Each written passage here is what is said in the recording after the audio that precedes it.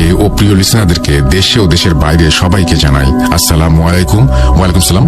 আশা করি আল্লাহর রহমতে আপনি ভালো আছেন। আপনার দোয়ায় মহান আল্লাহ পাকের অশেষ কৃপায় আমিও ভালো আছি। রাসেল ভাই ও প্রিয় লিসেনার, এই মর্মান্তিক ঘটনাটা আমার নিজের সাথেই ঘটেছে।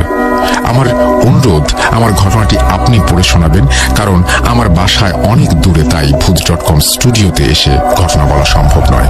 কিছু কথা না বলে থাকতে পারলাম না। আপনার ভালোবাসা, আপনার কণ্ঠস্বর আমার রক্তে মিশে আছে সেই 2012 সাল থেকেই।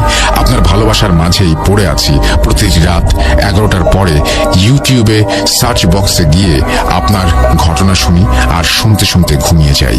আমি সাব্বির মাহমুদ, জেলা ঠাকুরগাঁও থানা, পীরগঞ্জ গ্রাম, রঘুনাথপুর। রাসেল ভাই, অনুরোধ করব মোবাইল নাম্বারটা প্রকাশ করবেন না। আর কথা না বাড়িয়ে ঘটনায় চলে যাই। আমার বন্ধু সংখ্যা অনেক বেশি, তবে কিছু বন্ধু আমরা খুবই দুষ্টু ছিলাম, যা বলার মতো না। সকালে উঠে স্কুল যেতাম, স্কুল থেকে এসে স্কুলের ব্যাগটা কোনো রকমে রুমের বারান্দায় ফেলে পালিয়ে যেতাম। খেলার মাঠে নয়তোবা কোনোদিন পুকুরের পাড়ে চলে যেতাম। সারাদিন খেলতাম আর বাগানের ফল দেখে রাখতাম। সারাদিনের ছুটোছুটি ক্লান্ত শরীর নিয়ে বাসায় ভয়ে ভয়ে যেতাম, কেউ যেন না দেখে। বাসায় গিয়ে কিছু খেয়ে শুয়ে পড়তাম, খুব উচ্চস্বরে বই পড়তাম। মা পড়া শুনে আর কিছুই বলতো না। তখন আমরা এসএসসি দেব। কিছু বন্ধুর নাম তো বলতেই হয়, জসিমুল, চানমিয়া, তাজমুল, আনোয়ার। একটা কথা বলে রাখি, আমার বন্ধুদের মধ্যে চানমিয়া ও তাজমুল তুলা রাশি ছিল। আমরা এই কয়জন বন্ধু খুব দুরন্ত পাখির মতো ছিলাম। কার কার গাছে ফল দেখে রেখেছি। ঠিক রাত 9টার পরে একে একে সবাই বাসা থেকে বের হয়ে যেতাম। কিছু কথা বলে রাখা ভালো, আমাদের সবার বাসাগুলোর মেইন প্রপার্টি কাছেই ছিল। বাসার পাশেই রেল স্টেশন, থানা, খেলার মাঠ, কলেজ, স্কুল, অনেক পারিবারিক কবরস্থান। আমাদের বাসার সামনে সারা রাত দোকানপাট খোলা থাকতো, তাই বাসার সবাই ততটা খুঁজতো না। আর সবাই এভাবেই সবার বাগানের ফল পেরে খেতাম আর মজা করতাম। আমরা কোচিং ছুটি হওয়ার পর যার গাছের ফল পেরেছি তাদের বাসায় যেতাম। কোনো এক বিষয় নিয়ে গিয়ে দেখতাম তাদের মন মেজাজ খুব খারাপ। সুন্দর মতো কথা বলে চলে আসতাম। আর চানমিয়া ও তাজমুল, তাদেরকে বলতাম কেউ কিছু আমাদের কথা জানতে পারেনি। এভাবেই ফলমূলের সিজনগুলো খুব মজায় আনন্দে কাটাতাম।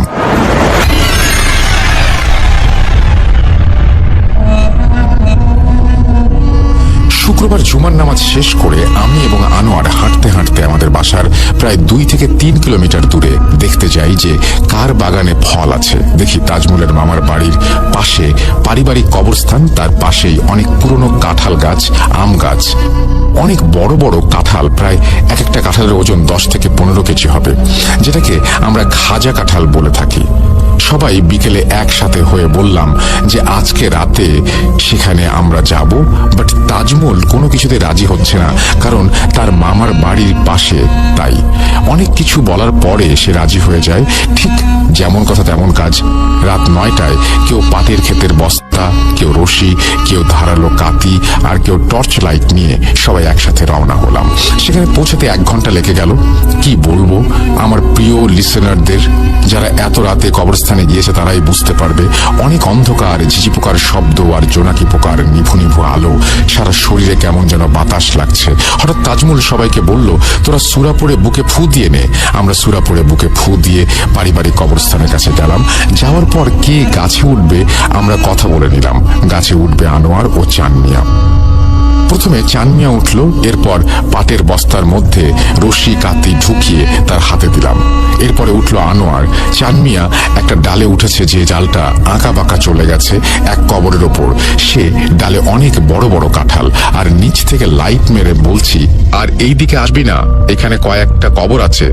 চানমিয়া বস্তাটা গাছের ডালের সাথে খুব সুন্দর করে বেঁধে নিল। এইবার সে একটা কাঁঠাল কেটে বস্তায় ঢুকিয়েছে। ঠিক তখনই নিচ থেকে তাজমুল বলে উঠল, চানমিয়া তুই নেমে আয়, আজকে হবে না, চল সবাই বাসায় যাই। কিরে, কি হলো তোর, কেন নামতে বলছিস? তাজমুল বলছে, তুই আগে নাম, পরে বলছি। এর 30 সেকেন্ডের মধ্যেই শুরু হলো ঘূর্ণিঝড় আর ওপর থেকে কিছু পড়ার শব্দ। এর সাথে সাথেই আনোয়ার চিৎকার দিয়ে বলে উঠল, চানমিয়া নিচে পড়ে গেছে, চানমিয়া নিচে পড়ে গেছে। আমরা সাথে সাথে লাইট অন করে দেখি চানমিয়া কবরের ওপর পড়ে কবর ভেঙে একেবারেই ভেতরে ঢুকে গেছে। আমরা সবাই দৌড়ে কবরের পাশে গিয়ে দেখি চানমিয়া কবরের ভেতরে জ্ঞান হারিয়ে ফেলেছে। আর জসিমুল বলে উঠল, গাছে লাইট মার, আনোয়ার গাছে আছে। আমি গাছের দিকে লাইট মেরে দেখি আনোয়ার তো গাছে নেই। জসিমুল, আনোয়ার গাছে নেই রে। তাজমুল বলে উঠল, আগে চাঁদ মিয়াকে দেখ, কবর থেকে তুলে নিয়ে আয়। একটা বিষয় বলে রাখি, তাজমুল অনেক সূরা জানতো এবং 5 ওয়াক্ত নামাজ পড়তো, আর সে অনেক সাহসী ছিল। তাই গাছের ডালপালাগুলো মাটিতে আঁচড়ে মুচড়ে পড়ছে, কুকুর ডাক দিচ্ছে, পাখির ডাক, শেয়ালের ডাক, ঝিঝি পোকার শব্দ, অনেক কিছু বেড়ে গেছে, অনেক গুণ। আমরা সবাই থমকে আছি। আমি চিৎকার করে কেঁদে ফেলেছি, হে আল্লাহ, কি হচ্ছে এসব? তাজমুল বলে উঠল, কেন কাঁদছিস? চুপ কর, লাইট মার, আমি নামছি কবরে, ইনশাল্লাহ কিছুই হবে না আমাদের। এই কথা বলে সে কবরে নামলো। কিন্তু তাজমুল, চাঁদ মিয়াকে তোল, কবর থেকে তোল ওকে। তাজমুল বলে উঠল, লাইটটা দে। যেমনই লাইট মেরেছে চাঁদ মিয়ার মুখে, দেখি সারা মুখ জুড়ে শুধু রক্ত, রক্ত আর রক্ত। দাঁতে দাঁত, কামড় বসিয়ে জিব্বার সামনের অংশটুকু মাটিতে পড়ে আছে। তাজমুল চাঁদ মিয়ার কোমরের অংশ ধরে তাকে বসিয়ে দিয়ে বলল, আমি একা একা উঠাতে পারবো না, জসিমুল তুই নাম। জসিমুল শুধু হু বলে কবরে নামলো। এর মধ্যেই আনোয়ার কোথা থেকে দাঁড়িয়ে এসে জসিমুলের মাথায় পা দিয়ে সজোরে লাথি মেরে কবরে ফেলে দিল। জসিমুল শুধু মা বলে চিৎকার দিয়ে তাজমুলের উপরে গিয়ে পড়লো। এই সব দেখে সেন্সলেস হয়ে পড়ি। আমার যখন সেন্স ফিরে আসে, আমি তখন চোখ খুলে তাকাই, দেখি তাজমুল, জসিমুল আমার পাশে সেন্সলেস হয়ে পড়ে আছে। তাদের হাতে পায়ে কামড়ের দাগ, যেমন মাংস চিড়ে চিড়ে খায়। আমি ভয়ে ভয়ে আল্লাহর নাম নিয়ে কবরের দিকে তাকালাম। দেখি আনোয়ার চাঁদ মিয়ার বুকের উপরে বসে ডান হাতের আঙুলগুলো চিবিয়ে চিবিয়ে খাচ্ছে। কি করব ভাবতে পারছি না, শুধু মনের ভেতরে এইটুকু কাজ করছে, পালাতে হবে। আল্লাহর নাম নিয়ে সূরা ইয়াসিন পড়তে পড়তে পালানোর চেষ্টা করি, কিন্তু পারি না। শরীরে শক্তি নেই, হাত পা কিছুই নাড়াতে পারছি না। শুধু কবরের ভেতর থেকে কথার আওয়াজ ভেসে আসছে, সব খাবো, সব খাবো। মনে মনে যতগুলো সূরা জানি এলোমেলো ভাবে সব পড়তে লাগলাম। কোনো কিছুতেই কাজ হচ্ছে না। ভেবে নিলাম আজকে মৃত্যু অনিবার্য। মার কথা খুব মনে পড়ছে, হে আল্লাহ তুমি রক্ষা করো। এই সব ভাবতে ভাবতে আবার কবরের ভেতর থেকে খাওয়ার আওয়াজ। এইবার খাওয়ার শব্দটা যেন কেমন আঙুর ফল খাচ্ছে তেমন রসালো, আবার সেই শব্দ হুহু করে বাড়ছে। একটু কষ্ট করে চোখ ঘুরিয়ে তাজমুলের দিকে তাকালাম। দেখি তাজমুল আমার দিকে তাকিয়ে ছোট বাচ্চাদের মতো মুচকি হাসছে, আর কবরের দিকে চোখের ইশারা দিয়ে তাকাতে বলছে। আমি খুব কষ্ট করে চোখ ঘুরিয়ে তাকাই কবরের দিকে, আর কিছুই দেখতে পাই না। শুধু কবরের ওপরে কালো কুচকুচে অন্ধকার। মনে হচ্ছে বিশাল কালো হাতি দাঁড়িয়ে আছে আমার দিকে তাকিয়ে। তার সারা শরীর দুর্গন্ধে ভরা, আর পেটের নাড়িভুড়ি বের হয়ে আসছিল। আমি আর পারলাম না, সেন্সলেস হয়ে পড়ি। সেন্স ফিরে আসে যখন, তখন খুঁজে পাই নিজেকে ঠাকুরগাঁও জেলা সরকারি হাসপাতালে। আমার বেডের পাশে তাজমুল, তার বেডের পাশে আনোয়ার, পরের বেডে জসিমুল, আমার মা, আমার বোন, তাজমুলের বাবা মা, আনোয়ারের বড় ভাই, জসিমুলের ভাবি, সবাই, পরিবারের সবাই এসেছে। 3 দিন ধরে আমরা হসপিটালে। আলম বলল চাঁদ মিয়ার 2 চোখ ছিল না, তার বুকের মাঝে অনেকটা অংশ ফাড়ানো অবস্থায় ছিল, অনেকটা ফাটানো। এই কথা শুনে আমার বুকের ভেতরটা ছিন্ন ভিন্ন হয়ে গেল। নিজেকে ধরে রাখতে পারছি না। এ কি হলো আল্লাহ, কেন এমন হলো? আমার 6 মাস লেগেছে সুস্থ হতে।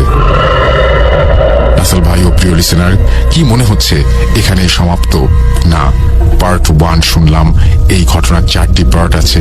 এই 6 মাস কিভাবে অতিবাহিত হয়েছে সে ঘটনা অনেক বড়। বলতে গেলে 3-4টা এপিসোড লেগে যাবে। রাসেল ভাই ও প্রিয় লিসেনার ভাই বোনেরা, সবাইকে জানাই আন্তরিক শুভেচ্ছা, ভালোবাসা। সুস্থ থাকবেন। আর হ্যাঁ, রাসেল ভাই লেখার মাঝে অনেক ভুল ত্রুটি হয়েছে, সাজিয়ে লিখতে পারিনি, তাই ক্ষমা সুন্দর দৃষ্টিতে দেখবেন। Spirit, be here with me.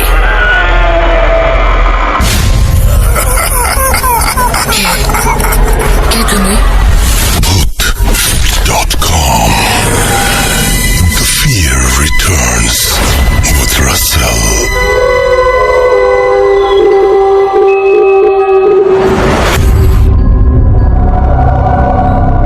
যেভাবে লেখা আছে আমি সেভাবে পড়ছি। আসসালামু আলাইকুম রাসেল ভাই ও প্রিয় লিসেনার্স, আশা করি আল্লাহর অশেষ রহমতে সবাই ভালো আছেন ও সুস্থ আছেন। আমি সিফাত আলম বলছি চট্টগ্রাম থেকে। ঈদ স্পেশাল এপিসোডের পর আজ আবারও ফিরে এলাম নতুন একটি ঘটনা নিয়ে। আজকের ঘটনাটি যিনি আমার সাথে শেয়ার করেছেন তাকে আমি অসংখ্য ধন্যবাদ জানাই, কেননা আমি ঘটনাটি লেখার পুরোটা সময় জুড়ে তিনি আমাকে ঘটনার গুরুত্বপূর্ণ তথ্য দিয়ে ঘটনাটি লিখতে সাহায্য করেছেন। সঙ্গত কারণে তিনি তার নামটি প্রকাশ করতে পারছেন না জন্য এখানে আমি তার ছদ্মনাম হিসেবে রুহানি ব্যবহার করছি। রাসেল ভাইয়ের কাছে অনুরোধ, ঘটনার ভেতরের ভুল ত্রুটিগুলো দয়া করে ক্ষমা সুন্দর দৃষ্টিতে দেখবেন। আমি ঘটনাটি কক্ষের ভাষায় লিখছি, আপনাদের বোঝার সুবিধার জন্য বলতে শুরু করেন রুহানি।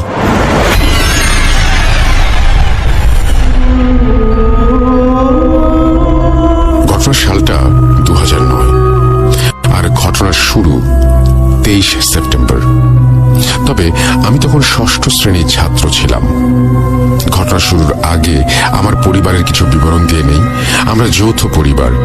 পরিবারে আমার মা, বাবা, চাচা, চাচি আর চাচাতো ভাই বোনেরা থাকতেন আমাদের সাথেই, এখনো থাকেন। আমাদের বাড়িটা অনেক বড়। বাড়ির এক পাশে আছে আমাদের পারিবারিক কবরস্থান। সেখানে আমাদের পরিবারের প্রায় 20 থেকে 30টি কবর রয়েছে। সেখানে বেশ বড় বড় কিছু গাছ, যেমন আম, কদম, এইসব ছিল একটা সময়। এখন মূল ঘটনায় আসি। যে বছর ঘটনাটি ঘটল সেই বছর আমাদের পরিবারের ওপর নেমে এসেছিল শোকের ছায়া। সেই বছর রোজার ঈদের দ্বিতীয় দিন আমার চাচাতো বড় ভাই মারা যান। তিনি খুব ভালো সাঁতারও ছিলেন। খুব ইচ্ছে ছিল ওনার আর্মিতে যাবার। সে সময় তিনি ইন্টারমিডিয়েটের সেকেন্ড ইয়ারে ছাত্র ছিলেন। সাঁতারু হিসেবে পেয়েছিলেন সোনালী মেডেল, যা আজ স্মৃতি হয়ে পড়ে আছে আমাদের ঘরে।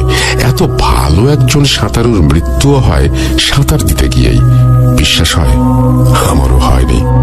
ভাইয়া মারা যাবার পর আমার চাচা অনেক ভেঙে পড়েছিলেন।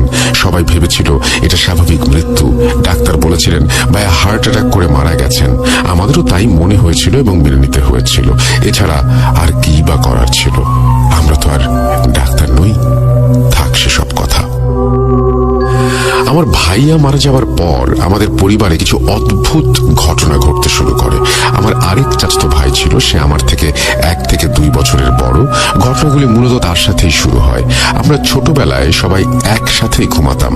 ভাইয়া মারা যাবার 2-3 দিন পর আমি খেয়াল করি আমার আরেক চাচাতো ভাই প্রায় প্রতি রাতেই জানালার বাইরে হাত বের করে জানালার গ্রিলে হেলান দিয়ে ঘুমিয়ে থাকে।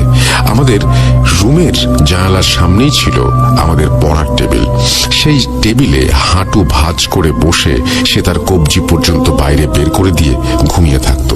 আমি প্রায় দিনই তাকে ডেকে বিছানায় নিয়ে আসতাম।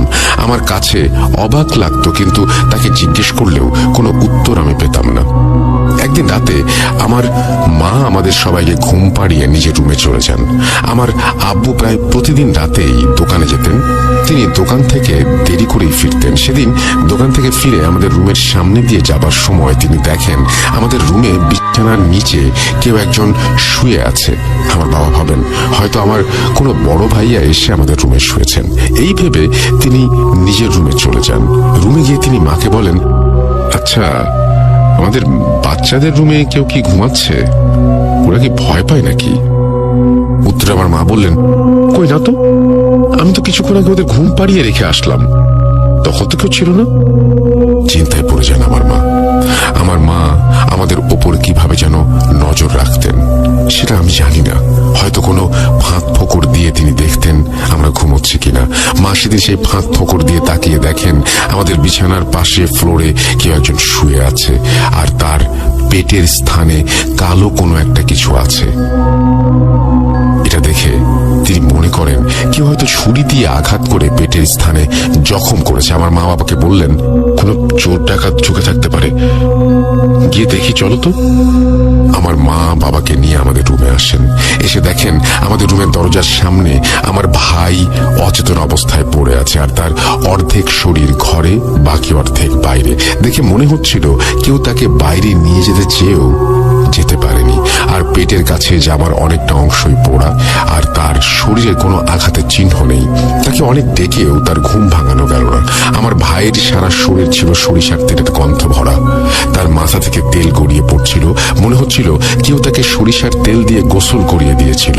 আমার মা তাকে সেদিন রাতে গোসল করিয়ে এনে ঘুম পাড়িয়ে যান। আমি এই ঘটনা জানতে পারি পরের দিন আমার মায়ের কাছে।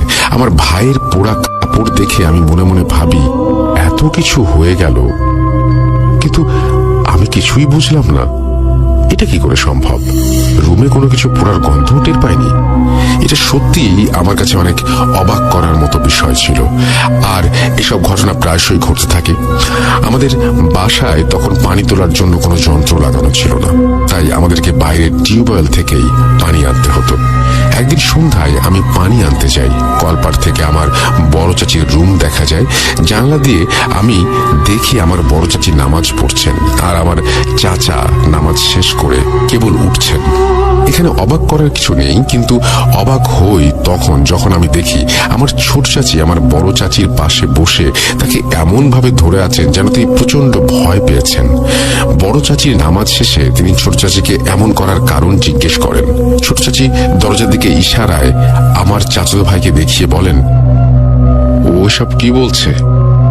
আমার বড় চাচি আমার ভাইকে ডেকে জিজ্ঞাসা করেন সে কি এমন বলেছে যে ছোট চাচি এত ভয় পেয়ে গেছেন। এমনিতেও আমার ছোট চাচি কিছুটা ভীতু প্রকৃতির ছিলেন। আমার ভাই কি বলেছিল তা একটু পরেই বলছি। আমি আর আমার সেই ভাই একই সাথে টিচারের কাছে বাইরে প্রাইভেট পড়তাম। কোনো এক কারণে আমি একদিন প্রাইভেটে যাইনি। সেদিন আমার ভাই একাই পড়তে গিয়েছিল। পড়ার শেষে বাসায় ফিরতে ফিরতে প্রায় সন্ধে হয়ে গিয়েছিল। সে বাসার সামনে এসে দেখে আমার বড় চাচি আর বড় চাচা বাসা থেকে কিছুটা দূরে দাঁড়িয়ে আছেন।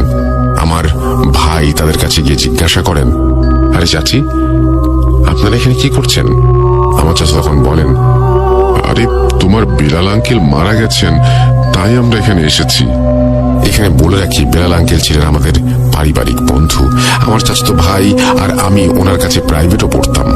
চাচার কথা শুনে চাচাতো ভাই অবাক হয়ে যায়। সে আমার চাচা চাচিকে জিজ্ঞাসা করে, বিলাল আঙ্কেল মারা গেছেন? তাহলে তো আমাদের পুরো পরিবারের যাবার কথা। এই কথা শুনে চাচা বলেন তারাই নাকি আগে খবর পেয়েছেন আর খবর পাওয়া মাত্রই নাকি ছুটে চলে এসেছেন, বাকিরা নাকি আসছেন। আমার ভাইয়ের কোমরে একটা তাবিজ বাঁধা ছিল যা দিয়ে তার শরীর বন্ধ করা হয়েছিল। সেই তাবিজ দেখা যাওয়ার কোনো প্রশ্নই আসে না। কিন্তু আমার ভাই খেয়াল করে আমার চাচা তাকে সেই তাবিজ খুলে ফেলতে বলছে আর তাবিজ ধরে টানাটানি করছে। আমার ভাই তাবিজ খুলতে না চাইলে চাচা বলেন, মরা বাড়িতে কেউ তাবিজ পড়ে যায় নাকি? আমার ভাই এবারে খেয়াল করে আমার চাচা হিসেবে যে তার সাথে কথা বলছে তার শরীরের গড়ন আর আমার চাচা অর্থাৎ আসল চাচার শরীরের গড়ন একরকম নয়। আমার চাচা এমনিতে কিছুটা খাটো আর স্বাস্থ্যবান, কিন্তু যে লোকটার সাথে কথা বলছে সে কেমন যেন শুকনো গড়নের। আমার চাচিও কেমন যেন এলোমেলো হয়ে আছেন। আর অবাক করা ব্যাপার হচ্ছে তাদের দুজনের পায়ে কোনো জুতা ছিল না।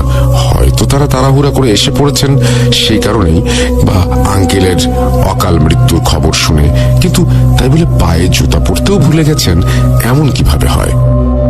আমার ভাই কিছুটা ভয় পেয়ে যায়। সে চাচাকে বলে যেহেতু সবাই বিলাল আঙ্কেলের বাড়িতে যাবে তাই সে তাবিজ খুলে বাসায় রেখে সবার সাথে আসছে। এই কথা বলে সে এক দৌড়ে বাসায় চলে যায়। বাসায় এসে দেখে আমার ছোট চাচি তার রুমের সামনে ঝাড় দিচ্ছেন। এই দেখে আমার ভাই খুবই অবাক হয়। সে চাচিকে জিজ্ঞেস করে, আরে চাচি, আপনি না এইমাত্র বাইরে দাঁড়িয়েছিলেন, ঘরে এলেন কখন? চাচি বলেন, এই সময় আমি বাইরে কি করব? কি আবল তাবল বলছো? আমার ভাই তখন আমার চাচিকে সব ঘটনা খুলে বলেন, আর এটাই ছিল আমার চাচির ভয় পাওয়ার কারণ। এসব ঘটনার পর সবাই ব্যাপারটা নিয়ে ভাবতে শুরু করেন, কিন্তু কোনো সমাধান ভেবে পাচ্ছিলেন না কেউ। এর মাঝেই শুরু হয় আর এক ঘটনা। রাতে আমরা সবাই যে যার মতো ঘুমাই, কিন্তু সকালে উঠে দেখি আমাদের বাসার সব রুমের দরজার বাইরে কেউ যেন লক করে রেখেছে। আমার বাড়ির কেউ এই কাজ করতেন না। বাসায় সবার সাথে কথা বলে আমরা জানতে পারি বাইরে থেকে কেউ কেউ এসে এমন কাজ করবে এমনটারও সম্ভাবনা নেই, কেননা আমাদের বাসায় বেশ কয়েকজন সিকিউরিটি গার্ড ছিলেন। তাদের সাথে কথা বলে সবাই বুঝতে পারে বাইরে থেকে আসার কারো প্রশ্নই ওঠে না। আমাদের বাড়ির চারপাশে বড় বাউন্ডারি দেয়া ছিল, কিন্তু বাড়ির পেছনে হাফ বাউন্ডারি ছিল, কেননা সেখানে পৌরসভার অনেক বড় একটা ড্রেন ছিল যা কারো জন্য পার হয়ে আসা অসম্ভব ছিল। কিন্তু শিওর হওয়ার জন্য সেখানে ফুল বাউন্ডারি দিয়ে দেওয়া হয়, কিন্তু তারপরেও মাঝে মধ্যেই ঘটে থাকে এই ঘটনা। এরই মাঝে আমার বাবা একদিন এমন কে করেছে সেটা জানার জন্য দরজার সামান্য ফাঁকা করে খেয়াল রাখতে থাকেন, কিন্তু সেদিন কোনো সমস্যাই হয়নি। এভাবেই চলতে থাকে সমস্যাগুলো, কিন্তু এর কোনো সমাধান পাওয়া যাচ্ছিল না। আমার মা তখন আমাদের এলাকার হুজুরের সাথে কথা বলেন। হুজুর আমাদের বাসায় এসে কিছু রিচুয়াল করতে চান, কিন্তু আমাদের পরিবারের অনেকেই তার অনুমতি দেননি। তাই হুজুর হুজুর চলে যান। দেখতে দেখতে আমার ভাইয়া মারা যাবার 40 দিনের বেশি পার হয়ে যায়। কিছুদিন পরে ঘটে এক আশ্চর্য ঘটনা। আমার প্রায় সমবয়সী যে ভাইয়ার সাথে সমস্যা হয়েছিল, সেই ভাই একদিন স্কুলে যায়, কিন্তু প্রায় সন্ধ্যা হয়ে গেলেও তাকে কেউ খুঁজে পায় না। সে বাড়িতে আসে না, থানায় জিডিও করা হয়, কিন্তু তাকে পাওয়া যায় না। এসব শুনে আমাদের বাসায় আমাদের এলাকার হুজুর আসেন। তিনি এসে বলেন আমাদের বাসায় নাকি কিছু সমস্যা আছে, আর আমার ভাই নাকি খুব জলদি ফিরে আসবেন। এই বলে তিনি চলে যান। হুজুরের কথাই সত্যি হয়। আমার ভাই 2 দিন পরে নিজেই ফিরে আসেন। সে কোথায় ছিল জিজ্ঞেস করলে কোনো উত্তর দিতে পারে না, শুধু বলে স্কুল থেকে ফেরার পথে যে নির্জন জায়গা দিয়ে আসতে হয়, আমি সেখান দিয়ে আসার সময় কেউ আমাকে ডাক দেয়। এরপর আমার আর কিছু মনে নেই। চোখ খুলে আমি দেখি খুব সুন্দর দুজন কেউ আমাকে কোলে নিয়ে রেখেছেন আর আমাকে ঘুমিয়ে যেতে বলছেন। আমার কাছে মনে হচ্ছিল তারা ট্রেনে করে আমাকে কোথাও নিয়ে যাচ্ছে। আমার আর কিছু মনে নেই। তার কথা শুনে এবারে আমার পরিবারের সকলের টনক নড়ে। তখন আমরা সবাই মিলে বসে এসব নিয়ে ভাবতে থাকি। এই সব ভাবতে গিয়ে উঠে আসে আমার বড় ভাইয়ের মৃত্যুর কথা। এবারে আমার ভাইয়ার মৃত্যু কিভাবে হয়েছিল সেটা বলি। আমার ভাইয়া অনেক ভালো সাঁতারু ছিলেন। একদিন তিনি বাসায় আমার অন্য একজন চাচাতো ভাইকে ফোন দিয়ে বলেন তিনি একটি পুকুরে সাঁতার কাটবেন আর সবাই মিলে আড্ডা দেবেন। আমার বড় ভাইয়ার কথা শুনে আমার আরেক ভাই চলে যান সেই পুকুর পাড়ে। সেখানে গিয়ে আমার বড় ভাই সাঁতার কাটা দেখতে থাকেন। তার সাথে সেখানে থাকা কয়েকজন বন্ধুর সাথে আড্ডাও দিতে থাকেন। আমার বড় ভাইয়া সাঁতার কেটে পুকুরের এক প্রান্ত থেকে আরেক প্রান্তে চলে যান। সেখান থেকে ফিরে আসার সময় তিনি 2 বার ডুব সাঁতার দেন। এরপর তিনি আরো একবার ডুব সাঁতার দেন, কিন্তু এবারে তিনি আর ওঠেন না। বেশ কিছুক্ষণ কেটে যাওয়ার পর সকলেই তাকে খোঁজার জন্য পুকুরে নামে, কিন্তু তাকে খুঁজে পাওয়া যায় না। সম্পূর্ণ পুকুর খুঁজেও তাকে পাওয়া যায় না। আমার চাচাও সেখানে চলে আসেন। পরিশেষে পুলিশকে খবর দেওয়া হয়। পুলিশ এসে সবাইকে বাসায় চলে যেতে বলেন, কিন্তু আমার চাচা কিছুতেই যেতে চান না। তিনি জোর করে পুকুরে নেমে পড়েন। তিনি যখন পুকুরের শেষ সিঁড়িতে পা রাখেন, তখন আমার ভাইয়ার মৃতদেহ তার পায়ের সাথে ধাক্কা লাগে। তাকে তোলা হয় পুকুর থেকে, কিন্তু এতক্ষণ সকলে অনেক খুঁজেও তার দেহ পায়নি। তাকে বাসায় এনে জানাজা পড়ানো হয়। এভাবেই আমার ভাই মারা যান। এত ভালো একজন সাঁতারু এভাবে মারা যাবে সাঁতার কাটতে তা কেউ স্বপ্নেও ভাবে নাই। সবকিছু বিবেচনা করে হুজুরকে ডাকা হয়। হুজুর আসেন আমাদের বাসায়। তিনি এসে কিছু জিনিস যেমন অনেক মিষ্টি, মোমবাতি, কাফনের কয়েক গজ কাপড় এবং কিছু জিনিস জোগাড় রাখতে বলেন। আমার পরিবারের সদস্যরা হুজুরের কথা মতো সবকিছু জোগাড় করে রাখেন। রাতে হুজুর আমাদের বাসায় আসেন। হুজুর এলে তিনি আমাদেরকে কিছু নিয়ম কানুন বুঝিয়ে দেন। তিনি বলেন তিনি যখন আসন বসাবেন তার আগে তিনি যে রুমে বসবেন বা আসন বসাবেন তার 4 কোণায় 4টা মোমবাতি জ্বালিয়ে রাখতে হবে। তিনি বারবার আমাদের সাবধান করেন এই বলেছে এই 4টা মোমবাতির একটিও যেন না নিভে যায়, কেননা তিনি যাকে হাজির করবেন শুধু সেই আসতে পারবে যদি মোমবাতিগুলো জ্বালানো থাকে। অন্যথায় অন্য কারো অনেকেই হাজির হয়ে সমস্যা করতে পারে। হুজুর বলেন যদি মোমবাতি নিভে যায় তাহলে যেন দ্রুত সেগুলো জ্বালিয়ে ফেলা হয়, এবং এমন ব্যবস্থা করতে হুজুর তার সাথে করে একজনকে নিয়ে আসেন যার উপর তিনি জিন হাজির করান। তো সবকিছু ঠিকভাবে করা হয়। হুজুরের কথা মতন হুজুর আসন বসান আর কিছু রিচুয়াল করতে থাকেন। এর মধ্যে কিছুক্ষণ পর আমরা খেয়াল করি যেই ব্যক্তি হুজুরের সাথে এসেছেন তিনি অচেতন হয়ে আবারও জেগে ওঠেন, কিন্তু তার ভয়েস চেঞ্জ হয়ে যায়। হুজুর জিজ্ঞাসা করেন সে কে, এখানে কি করতে এসেছে। তখন হুজুরের সেই শাগরেদ মিশ্র গলায় বলতে থাকেন আমাদের বাসার পাশের সেই পারিবারিক কবরস্থানে অনেকদিন যাবৎ সে বাস করে। তারা কখনোই কারো ক্ষতি করেনি, কিন্তু তাদের থাকার জায়গার গাছগুলি কেটে ভবন বানানোর জন্য তাদের থাকার জায়গা নষ্ট হয়ে গেছে। এই জন্য তারা আমাদের পরিবারের ক্ষতি করছে। আমার যে ভাইয়া মারা গেছে সাঁতার কাটতে গিয়ে তাকেও সেই জিনটাই মেরেছে। যে ভাই হারিয়ে গিয়েছিল তাকেও তারাই নিয়ে গিয়েছিল। তারা আমাদের কোনো ক্ষতি করতে চায়নি, কিন্তু এবারে নাকি তারা ক্ষতি করবে। হুজুরের সাথে তাদের অনেক বাকবিতণ্ডা হয়। অনেক বোঝানোর চেষ্টা করেন তিনি এবং তাদেরকে চলে যেতে বলেন সেখান থেকে। এক সময় তারা রাজি হয়, কিন্তু আমাদের দেয়া কাফনের কাপড়ে হুজুর তাকে সই করে যেতে বলেন। সেই কাপড়ে একটি অঙ্গীকারনামা লেখা ছিল। সেই কাপড়ে আমাদের পরিবারের সবার নাম লেখা ছিল এবং আমাদের নাম লিখে বলা হয়েছিল আমাদের কাউকে কোনো ক্ষতি করতে পারবে না সে।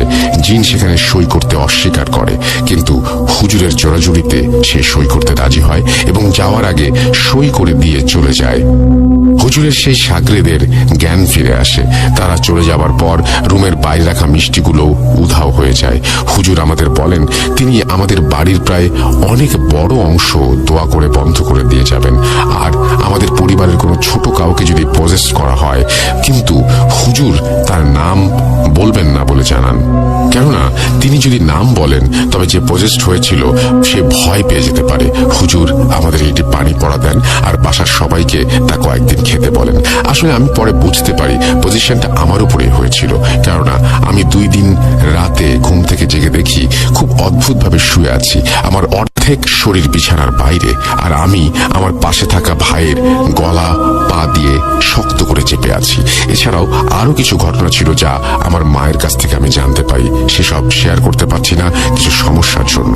এখনো কাউকে বলতে গেলে আমার সমস্যা হয়, একটানে কাউকে বলতে পারি না, কেমন যেন শ্বাসকষ্ট হয়, অস্থির লাগে। তবুও ইচ্ছা ছিল ভূত.com ঘটনাটি শেয়ার করার, তাই ঘটনাটি শেয়ার করলাম। ধন্যবাদ সবাইকে, ভালো থাকবেন। আসসালামু আলাইকুম। কেউ পাটের ক্ষেতের বস্তা, কেউ রশি, কেউ ধারালো কাতি, আর কেউ টর্চ লাইট নিয়ে সবাই একসাথে রওনা হলাম। সেখানে পৌঁছাতে 1 ঘন্টা লেগে গেল। কি বলবো আমার প্রিয় লিসেনারদের, যারা এত রাতে কবরস্থানে গিয়েছে তারাই বুঝতে পারবে। অনেক অন্ধকার, ঝিঝি পোকার শব্দ আর জোনাকি পোকার নিভু নিভু আলো, সারা শরীরে কেমন যেন বাতাস লাগছে। হঠাৎ তাজমুল সবাইকে বলল, তোরা সূরা পড়ে বুকে ফু দিয়ে নে। আমরা সূরা পড়ে বুকে ফু দিয়ে পারিবারিক কবরস্থানের কাছে গেলাম। যাওয়ার পর কে গাছে উঠবে আমরা কথা বলে নিলাম। গাছে উঠবে আনোয়ার ও চান মিয়া। প্রথমে চান মিয়া উঠল, এরপর পাটের বস্তার মধ্যে রশি কাতি ঢুকিয়ে তার হাতে দিলাম। এরপরে উঠল আনোয়ার। চান মিয়া একটা ডালে উঠেছে যে ডালটা আঁকা বাঁকা চলে গেছে এক কবরের ওপর।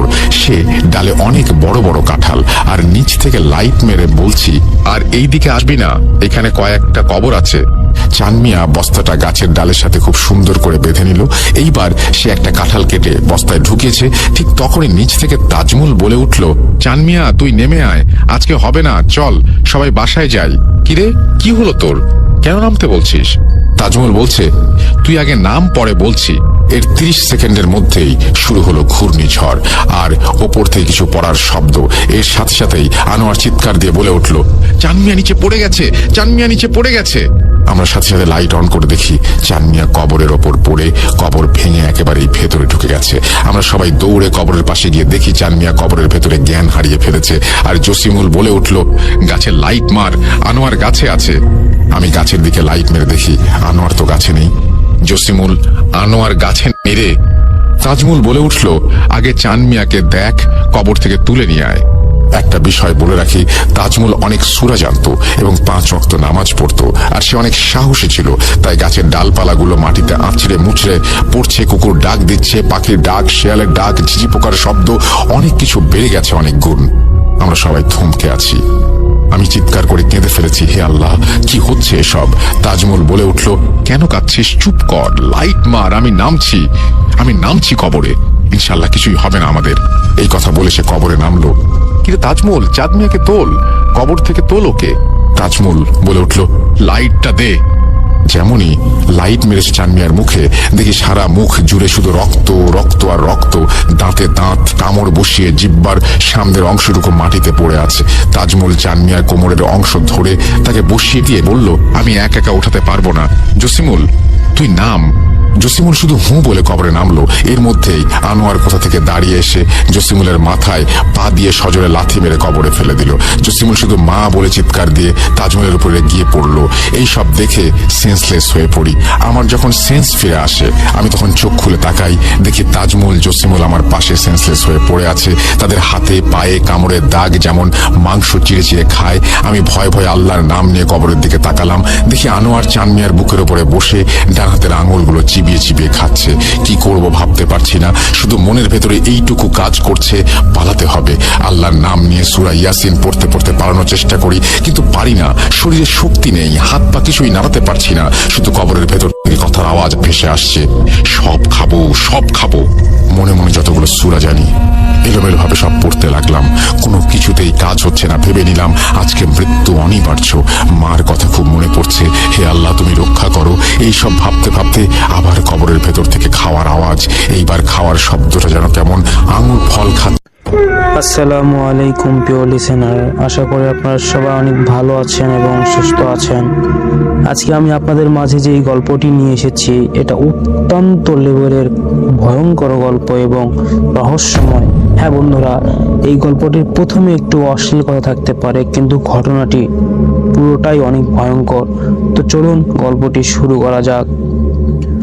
রমিজ মিয়া তার স্ত্রীর সাথে যখন বিছানায় মেতেছিলেন, তখনই কারো চিৎকারে পুরো বাড়ি গরম হয়ে যায়। রমিজ মিয়া বইয়ের উপর থেকে উঠে লুঙ্গি নামিয়ে নেয়, এরপর দৌড়ে বের হয় বাহিরে।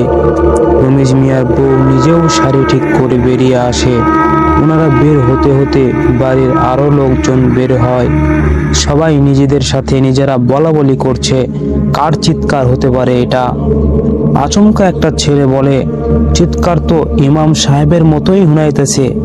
ছেলেটার কথা শুনে সবার মাথায় এতক্ষণে এলো যে ইমাম সাহেব এখন আজান দেওয়ার কথা। বাড়ির সবাই দৌড়ে যায় মসজিদের সামনে। মসজিদ বাড়ির সামনেই ছিল, ঠিক খুব কাছে। মসজিদের সামনে আসতেই সবাই দেখে ইমাম সাহেব অচেতন অবস্থায় শুয়ে আছে মাটিতে, এবং সবচেয়ে বড় কথা, মসজিদের সামনে একটি লাশের খাটিয়া, যে পালকি করে কবরে লাশ নেওয়া হয়। তবে পুরো খাটিয়া উপরে একটা কালো চাদর দিয়ে ঢাকা, এতে বোঝা যায় না ভিতরে কি আছে। এতে এত রাতে হুজুর লাশের খাটিয়ে নিয়ে কি করছে সেটা সবার মাথায় প্রশ্ন ঢুকে যায়। এরপর হুজুর জ্ঞান হারিয়ে কেনই বা পড়ে আছেন মাটিতে, ভাবনার মাঝে আচমকা নড়ে ওঠে লাশের খাটিয়া। এমন সময় এমন দৃশ্য দেখে পুরো বাড়ির মানুষ চমকে ওঠে। লাশের খাটিয়া নড়ার কারণ কি? ভিতরে কেউ কি আছে?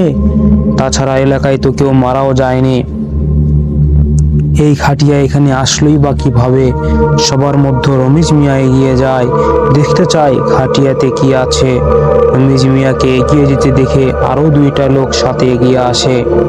রমিজ মিয়া লাশের খাটিয়ার কাছে গিয়ে যখনই কালো কাপড়টা সরান, দেখতে পান একটি লাশ কাফনে মোড়ানো সেখানে। খাটিয়াতে লাশ থাকাটা অস্বাভাবিক কিছু না, কিন্তু এইভাবে এই পরিস্থিতিতে লাশ থাকাটা অস্বাভাবিক। রমিজ মিয়া হুট করে আবারও পর্দা ঢেকে দিয়ে পিছনে চলে আসে। এদিকে কয়েকজন লোক যে ইমাম সাহেবের জ্ঞান ফিরিয়ে আনে। ইমাম সাহেব উঠেই বলে, তাড়াতাড়ি সিদ্দিক সাহেবকে ডেকে আনেন কেউ। এইটা একটা জিনের লাশ। ইমাম সাহেবের কথা শুনে বাড়ির লোকজন একটা চিৎকার মারে। মহিলারা দৌড়ে চলে যায় বাড়ির সামনে। উপস্থিত রাজু এবং রমিজ মিয়া আর কিছু লোক। সিদ্দিক সাহেব হচ্ছেন একজন কবিরাজ, জিন ভূত নিয়ে ওনার অভিজ্ঞতা আছে ভালো। রমিজ মিয়া সিদ্দিক সাহেবকে খবর পাঠান। বাড়ির কয়েকটা ছেলে গিয়ে ওনাকে ডেকে নিয়ে আসেন। সিদ্দিক সাহেব লাশের সামনে এসে ইমাম সাহেবকে বলে, কি হয়েছে? সিদ্দিক সাহেবের কথায় ইমাম সাহেব বললেন, হুজুর, আমি ফজরের আজান দেওয়ার জন্য মসজিদে আসি, ওযু করার জন্য পুকুরের দিকে যাইতেছিলাম, তখনই কবরস্থান থেকে কারো কথাবার্তার শব্দ শুনি। আমি পুকুর থেকে উঠে আমি যখন কবরস্থানের পাশে যাই, তখন দেখি সাদা পাঞ্জাবি পরিহিত কিছু লোক কবরস্থানের মাঝে। আমার বুঝতে বাকি রয়নি এরা কারা, কিন্তু বোঝার আগেই আমার পেছন থেকে বলে, আপনার জন্যই অপেক্ষা করছিলাম হুজুর, ওর জানাজা পড়িয়ে দিন। আওয়াজটা শুনে আমি যেই পিছনে তাকাই, আর দেখি একটা লোক, সারা গায়ে সাদা পাঞ্জাবি, মুখটা ধপধপে সাদা, একটা সাদা আলো বেরিয়ে হচ্ছিল ওনার দেহ থেকে। দুই চোখ ভয়ঙ্কর রকমের সাদা, লাইটের আলোর মতো জ্বলছে একদম। ওই দৃশ্য দেখে আমি নিজেকে সামলাইতে পারিনি, জ্ঞান হারায়া ফেলি। ইমাম সাহেবের কথা শুনে সিদ্দিক কবিরাজ সেই খাটিয়ার দিকে এগিয়ে যায়। কালো কাপড়ে মোড়ানো খাটিয়ার ভিতর থেকে সিদ্দিক কবিরাজ কিছু শব্দ শুনতে পাচ্ছে। ওটা এমন মুখের মধ্যে কেউ পানি, ওই শব্দটা এমন যেন মুখের মধ্যে কেউ পানি নিলে গড়গড় একটা শব্দ হয়, এমন শব্দ, এমন একটা ঘর ঘর শব্দ। কবিরাজ একটা আয়াত পরে একটি খাটিয়ার পর্দা সরিয়ে নেয়। এরপর দেখতে পায় কাফনের কাপড়ে মোড়ানো লাশটার মুখ থেকে লাশটার মুখে রক্ত জমে আছে এবং লাশটা নিঃশ্বাস নিচ্ছে। সিদ্দিক কবিরাজ বলতে লাগলো, আমরা আপনাদের ক্ষতি করতে আসিনি, এই লাশের জানাজা পড়িয়ে কবর দিয়ে দেব, আমাদের সাহায্য করুন। কথাটা বলে সিদ্দিক কবিরাজ পিছনে আসে। রমিজ মিয়া সহ সব পুরুষকে বলে, সবাই ওযু করে আসুন, ওনার জানাজা শেষ করে ফজরের সালাত আদায় করতে হবে। সিদ্দিক কবিরাজের কথা মতো সবাই ওযু সেরে আসেন। নিয়ম মতো সিদ্দিক কবিরাজ জানাজাও শেষ করলেন। জানাজা শেষ করতে না করতেই চারপাশে শুরু হয় ফজরের আজান। ইমাম সাহেব বললেন, আজান দিয়ে আসি, এরপর লাশের দাফন করা যাবে। ইমাম সাহেব শুনে সিদ্দিক কবিরাজ বললেন, আমিও সেটাই ভাবছি, আগে নামাজ। কথা অনুযায়ী সবাই মসজিদে যায়। ইমাম সাহেব আজান দেয় আর বাকিরা সুন্নত সালাত আদায় করে নিচ্ছে। ইমাম সাহেব নিজেও সুন্নত সালাত আদায় করে যখন বের হলেন, দেখলেন খাটিয়া আর নেই। ইমাম সাহেব পেয়ে যান ভয়। সিদ্দিক কবিরাজও কিছু বুঝতে পারে না। রমিজ মিয়া বলল, লাশটা কোথায় গেল? এখানেই তো ছিল। রমিজ মিয়ার কথায় সিদ্দিক কবিরাজ বলেন, হয়তো জেনেরা তাদের লাশ নিয়ে গেছে, জানাজা তো হয়েই গেল, তারাই হয়তো দাফন করে দিবে। আসুন আমরা ফজরের নামাজ শেষ করি। ঠিক 12 দিন পর এই ঘটনা পুরো এলাকায় বেশ প্রচলিত হয়ে যায়। যেমন জিনের আসার লাশ, খাটিয়া মসজিদের সামনে থাকা, সিদ্দিকের কবিরাজ জানাজা পড়ালো, এরূপ খাটিয়া গায়েব হয়ে যাওয়া। যদিও এই ঘটনা তেমন প্রকাশ পেত না, এসব নিয়ে আলোচনা করা ভালো নয়। ওই যে মহিলা টিম ছিল, ওরা তো সবই দেখেছে। মহিলাদের পেটে কথা হজম হয় খুব একটা কম। এই যুগে হবেই বা কিভাবে? ওনারা তো তিলকে তাল বানায়, এর নাম হচ্ছে মহিলা মানুষ। ওনারা আত্মীয় স্বজনদের কল দিয়েও বলে, ভাবি জানেন কি হয়েছে? এরপর হিস্ট্রি বলা শুরু। এভাবে পাশের বাড়ি, পাশের এলাকা, পাশের অঞ্চল সবখানে এই ঘটনাটি ছড়িয়ে পড়ে। এমনকি কেউ কেউ বলে বেড়ায়, চাচি গো, এই ঘটনা তো আমাদের বাড়ির সামনেই হয়েছে। অর্থাৎ যার মুখেই শোনা যায়, তাদের মুখেই ব্যতিক্রম বাড়ির নাম শোনা যায়। মূল বাড়ির নাম গুজব ছড়িয়ে গেছে অনেক জায়গায়। 12 দিন পর যখন হঠাৎ চারিদিকে এটা রটে যায় এই নিউজ, তখন রমিজ মিয়ার এলাকায় ঘটে এক অস্বাভাবিক দুর্ঘটনা। রমিজ মিয়া সহ এলাকার কিছু লোক দোকানে আড্ডা দিচ্ছিল। সময়টা বর্ষার, আকাশটা মেঘের ছায়ায় রাতটাকে আরো অন্ধকার করে দিয়েছে। দোকানে আড্ডা হয়ে যেত সারা রাত। রমিজ মিয়া ঘড়িতে তাকায়া দেখে রাত 11টা বাজে। গ্রাম অঞ্চলে 11টা মানে গভীর রাত, আপনারা তো জানেন। মানুষজন সবাই ঘুমে বিভোর হয়ে যায়। রাত জাগা কতটা নিস্তেজ, রাত জাগা যে মানুষগুলো এলাকায় বসবাস করে শুধু তারাই জানে কতটা নিস্তেজ থাকে গ্রামের রাতে। দোকানদার দোকান বন্ধ করার সিদ্ধান্ত নেয়। একই পথে সবাই বাড়ি ফিরে যাবে, অর্থাৎ দোকানে থাকা লোকজন আর দোকানদার এরা সবাই পাশাপাশি বাড়ির এলাকার লোকজন। দোকানদার দোকান বন্ধ করে বের হয়। রমিজ মিয়া একটা সিগারেট ধরিয়ে যাত্রা আড্ডা শুরু করে, মানে কথাবার্তার স্থলে বাড়িতে যাওয়া। এটাকেই যাত্রা আড্ডা বলে। এই বাজার হচ্ছে এক এলাকার মাঝে, কিন্তু রমিজ মিয়ার বাড়ির রাস্তায় যাবার সময় এক বিরাট বিলের পাশ দিয়ে যেতে হয়। বিলের ডান পাশে জঙ্গল আর বাম পাশেও ঘন জঙ্গল, গাব গাছ, বট গাছ, বিভিন্ন জঙ্গলমুখী গাছ।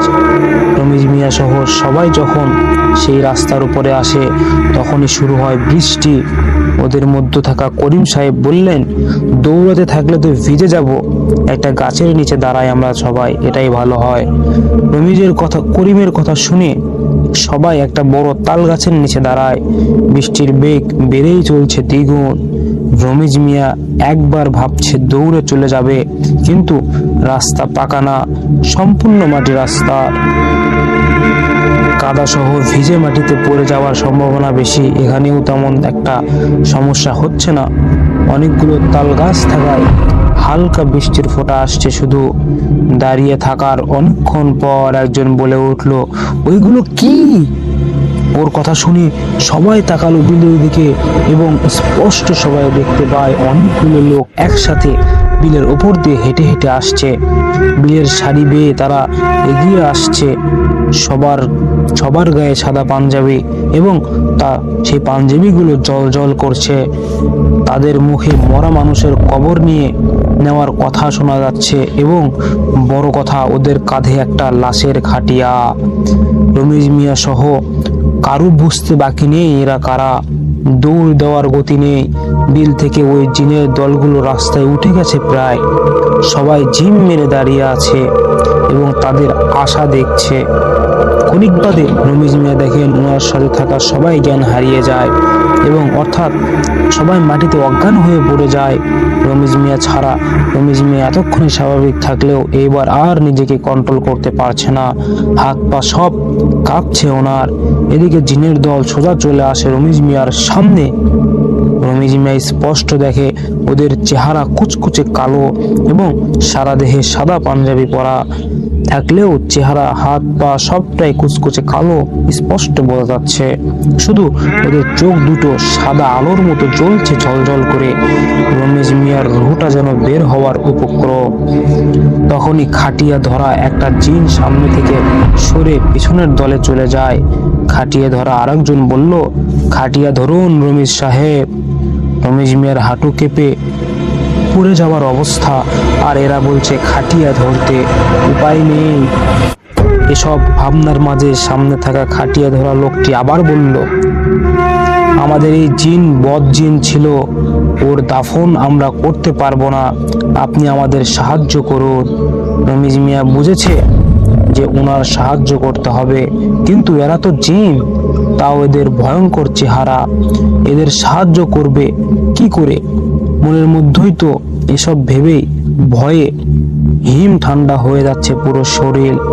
আচমকা রমিজ মিয়া খেয়াল করে তার দুটো পা হাঁটতে শুরু করে। মানে রমিজ মিয়া নিজে থেকে হাঁটতে চাচ্ছে না, কিন্তু নিজে থেকেই পা দুটো যেন খাটিয়ার দিকে যাচ্ছে। শেষে উপায় না পেয়ে রমিজ মিয়া পায়ের সাথে একটা তাল মেলাতে থাকে তাদের। এরপর এইবার অনিচ্ছা সত্ত্বেও যে খাটিয়া ধরলেন এবং জিনের দলগুলো আবার বলতে থাকে, আশহাদু আল্লা ইলাহা ওয়াহদাহু লা শারীকা লাহু ওয়া আশহাদু আন্না মুহাম্মাদান আবদুহু ওয়া রাসূলুহু। রমিজ মিয়া বোঝেন এরা শাহাদত পাঠ করছেন, তাই উনিও কালামায়ে শাহাদত উচ্চারণ করতে করতে এগিয়ে যান। 3 মিনিট পর রমিজ মিয়া বোঝেন জিনগুলো ডান পাশের জঙ্গলে ঢুকে যাচ্ছে। যেহেতু রমিজ মিয়া নিজেও খাটিয়া ধরে আছেন, তাই ওরা যেদিকে যাচ্ছে খাটিয়া নিয়ে যাচ্ছে, রমিজ মিয়াকেও সেদিকেই যেতে হচ্ছে। রমিজ মিয়া জঙ্গলের দিকে তাকিয়ে দেখে ভিতরে যে বড় বড় বট গাছ আছে সেদিকে তারা যাচ্ছে। চারপাশে বৃষ্টি পড়ছে ঝিরঝির করে, ব্যাঙ ডাকছে, আকাশ বিজলি চমকাচ্ছে। এই পরিবেশে জিনদের সাথে জঙ্গলে যাচ্ছে রমিজ মিয়া। মনে যদিও ভয় আছে, কিন্তু উপায়ও যে নেই। হাঁটতে হাঁটতে একটা সময় বট গাছের নিচে চলে আসে সবাই। রমিজ মিয়া বুঝে যান এরা খাটিয়া নামাবে, তাই রমিজ মিয়া নিজেও খাটিয়া নামায়। তখনই তাদের মধ্যে সবচেয়ে বড় ভয়ানক যে জিন ছিল তিনি এসে বলে, খাটিয়া নিচে নামান। তখনই তাদের মধ্যে ভয়ঙ্কর জিনটি বলল, কবর খুঁড়ুন। রমিজ মিয়া হা করে তাকিয়ে আছে। না আছে কোনো কোদাল আর না আছে কোনো যন্ত্র, খালি হাতে কবর খুঁড়বে কিভাবে সেটাই ভাবছে। ভাবনার মাঝে জিনটা গম্ভীর স্বরে বলতে লাগলেন, বট গাছের নিচে একটা কোদাল রাখা আছে, আপনি শুরু করতে পারেন।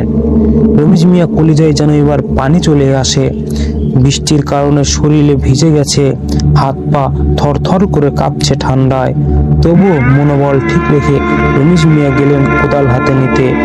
নিরিবিলি এই স্থানে সাদা চোখওয়ালা সব জিন তাকিয়ে আছে রমিজ মিয়ার দিকে, তাও আবার এক দৃষ্টিতে। রমিজ মিয়া কোদাল হাতে নিয়ে ওইখানে শুরু করে কবর খননের কাজ। কিছুক্ষণ পর কবর খোনার পর রমিজ মিয়া বুঝে যান জিনেরা নামাজ পড়ার জন্য দাঁড়াচ্ছেন, মানে জায়নামাজের সারি বানাচ্ছেন। রমিজ মিয়া ভয়ে কাকতারু হয়ে মাটি খুঁড়ে যান। যদিও এটি কল্পনা করাও মারাত্মক, তবুও রমিজ মিয়ার করতে হচ্ছে এমন কাজ। কিল কুনারা না পেয়ে এই কাজ করতে বাধ্য তিনি। কয়েক মুহূর্ত বাদে রমিজ মিয়া খনন কাজ শেষ হয়ে যায়। একা একজন লোক কবর বানানো নিশ্চয় সহজ কাজ না, কিন্তু পেশায় কৃষক হওয়ার কারণে রমিজ মিয়ার তেমন গায়ে লাগেনি এটা। মনের জোর আর প্রবল ভয়াতুর মনে তিনি সম্পূর্ণ করেন পুরো কাজ। এদিকে জিনদের মধ্যে লম্বা জিনটি আবার বললেন, আপনার পিছনে বাঁশ আর বড়ই পাতা আছে, সেটি কবরের পাশে এনে রাখুন। রমিজ মিয়া পিছনে ঘুরে তাকিয়ে দেখে সত্যি বাঁশ কেটে রাখা হয়েছে, একদম সাইজ করা সবগুলো। জিনদের কর্মকাণ্ডে অবাক হবার মতো তেমন কিছুই নেই, কারণ যেহেতু তারা অলৌকিক শক্তির মালিক, এইটুকু তাদের হাতের ধুলো সমান, মানে এতটুকু কাজ তাদের জন্য কিছুই না, এটা বোঝাইছে আর কি। কিন্তু কবর রমিজ মিয়ার হাতে খোঁড়ালেন কেন, এটি রমিজ মিয়া ভেবে পাচ্ছে না। ভাবতে ভাবতে তিনি বাঁশের টুকরো হাতে নিয়ে যেই পিছে তাকাবেন, তখন জিনদের গুনগুন শব্দ ওনার কানে আসে। পুরোপুরি পিছনে তাকিয়ে দেখেন জিনেরা লাশটিকে কবরে নামিয়ে দিয়েছেন। রমিজ মিয়া ভয়ে তো পাচ্ছে, তার উপর আবার এদিকে সব অলৌকিক কর্মকাণ্ড ওনাকে আরো ভয় পাইয়ে দিচ্ছে। চোখের পলকে লাশ কবরে রাখা নিশ্চয়ই সাধারণ বিষয় নয়।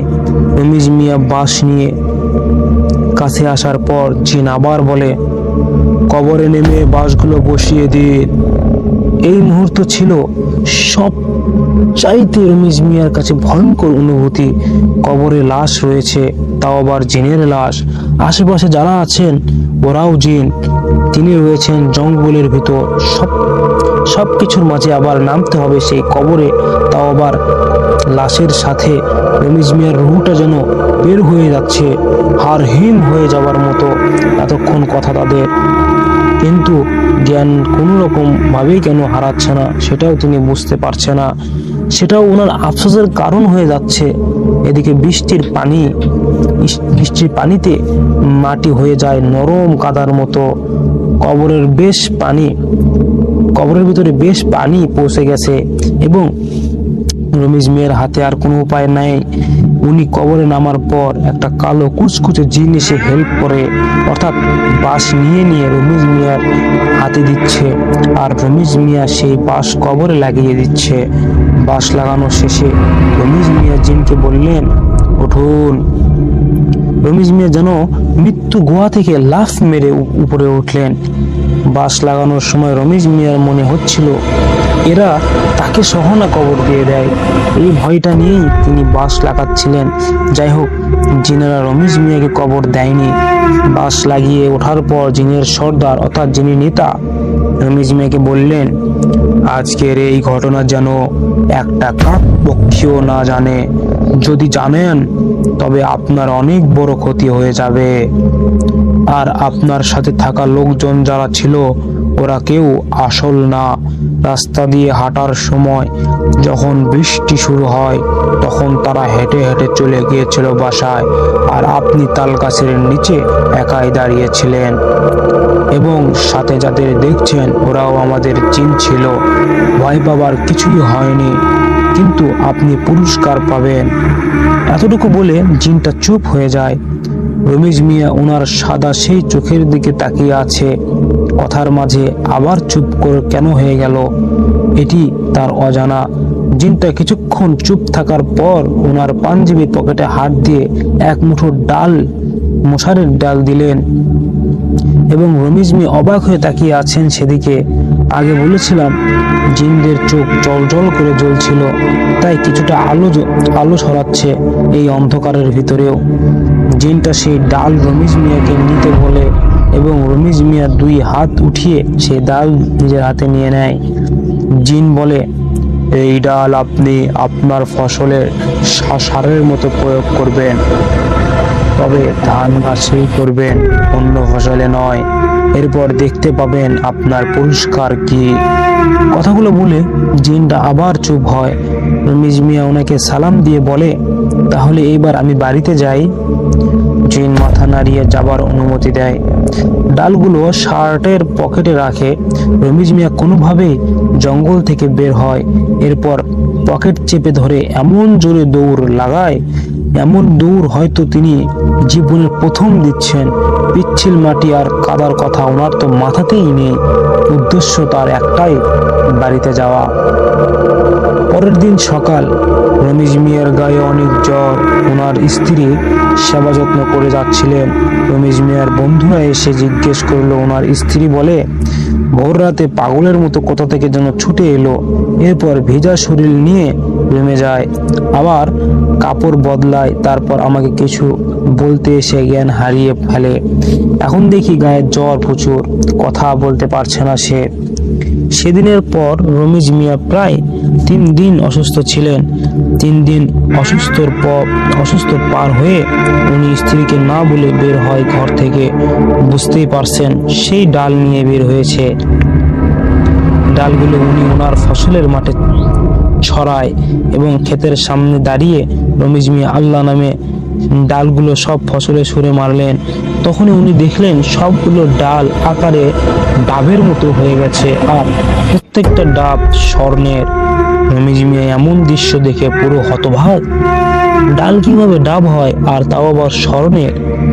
একবার ভাবছে স্বপ্ন দেখছে, আবার ভাবতেছে জিনদের উপহার। কি করলেন, কি না করবেন তিনি? পাগল হবেন নাকি স্বর্ণ নেবেন ভেবে উত্তেজিত হয়ে যাচ্ছে রমেশ মিয়া। এতগুলো স্বর্ণের গোলা দেখে উনি যেন প্রায় পাগলামি শুরু করে দিয়েছেন, তাও আবার একা একা। কিছুক্ষণ লাফালাফি করে রমেশ মিয়া ফসল থেকে সবগুলো স্বর্ণের গোলা কুড়িয়ে নেয়। যেহেতু বাড়ির পিছনে এই ফসল, তাই দেরি করেনি, এক দৌড়ে বাসায় গিয়ে বউকে বলে, তাড়াতাড়ি বস্তাটা নাও, আমরা জমিদার হয়ে গেছি।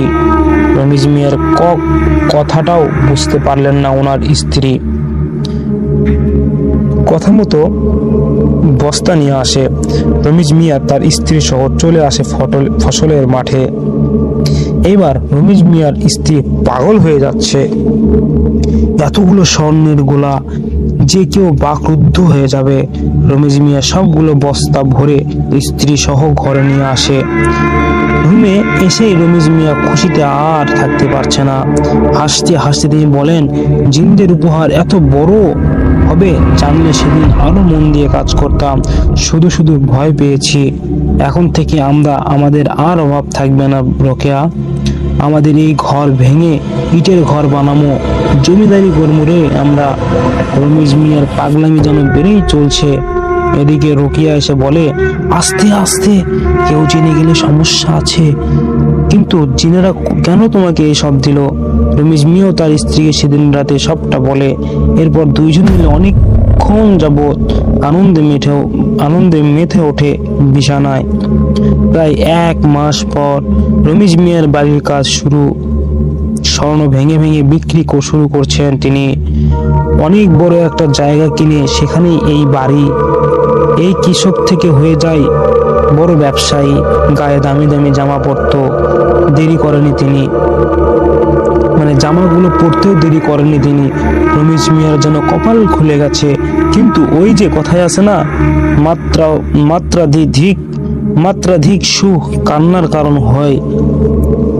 আরাম আয়েসের দিন কাটানোর মধ্যে রমেশ মিয়ার জীবনে নেমে আসলো কালো অধ্যায়। বন্ধুরা, আসল ঘটনায় কেবল শুরু হতে চলেছে, আপনারা কেউ বিরক্ত হবেন না। তো চলুন ঘটনায় যাই। উনি ঘুমাচ্ছিলেন, রাত প্রায় 12টা হবে। ঘুমের মাঝখানে রমেশ মিয়া দেখলেন একটা কালো কুচকুচে অবয়ব তাকে ডাকছে। চারপাশে কালো অন্ধকারের মাঝে সেই কালো লোকটাকে তবুও বোঝা যাচ্ছে সে কি যেন বলতে যাচ্ছে। রমেশ মিয়া ঘুমের মধ্যেই ভয়ে কাঁপতে থাকে। স্বপ্নে দেখেন কালো অবয়ব কেউ অচমকা টেনে নিয়ে যাচ্ছে এবং তৎক্ষণাৎ কেউ বলে ওঠে, তোকে বলেছিলাম কাউকে বলিস না এই রাতের ব্যাপারে।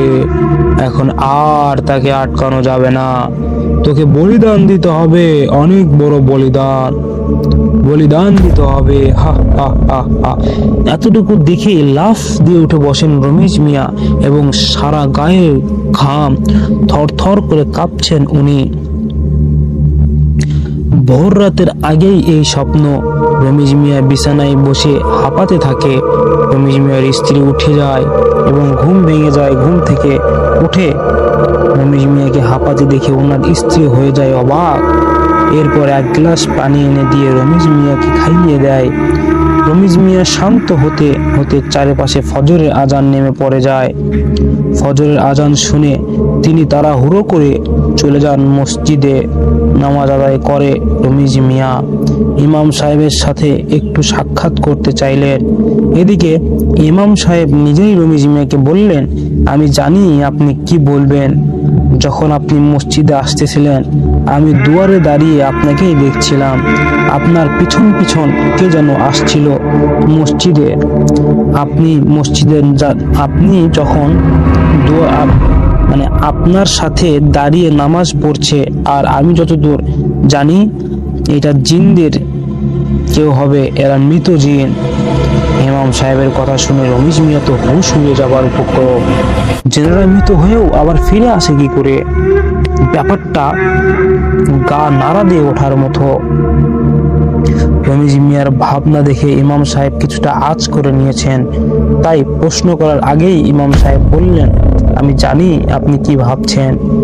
মানুষের কারকিন জিন থাকে, এইটা ইসলামে আছে, কিন্তু জিনদের কোনো কারকিন জিন নেই। অভিশপ্ত জিনেরা সহজে মুক্তি পায় না।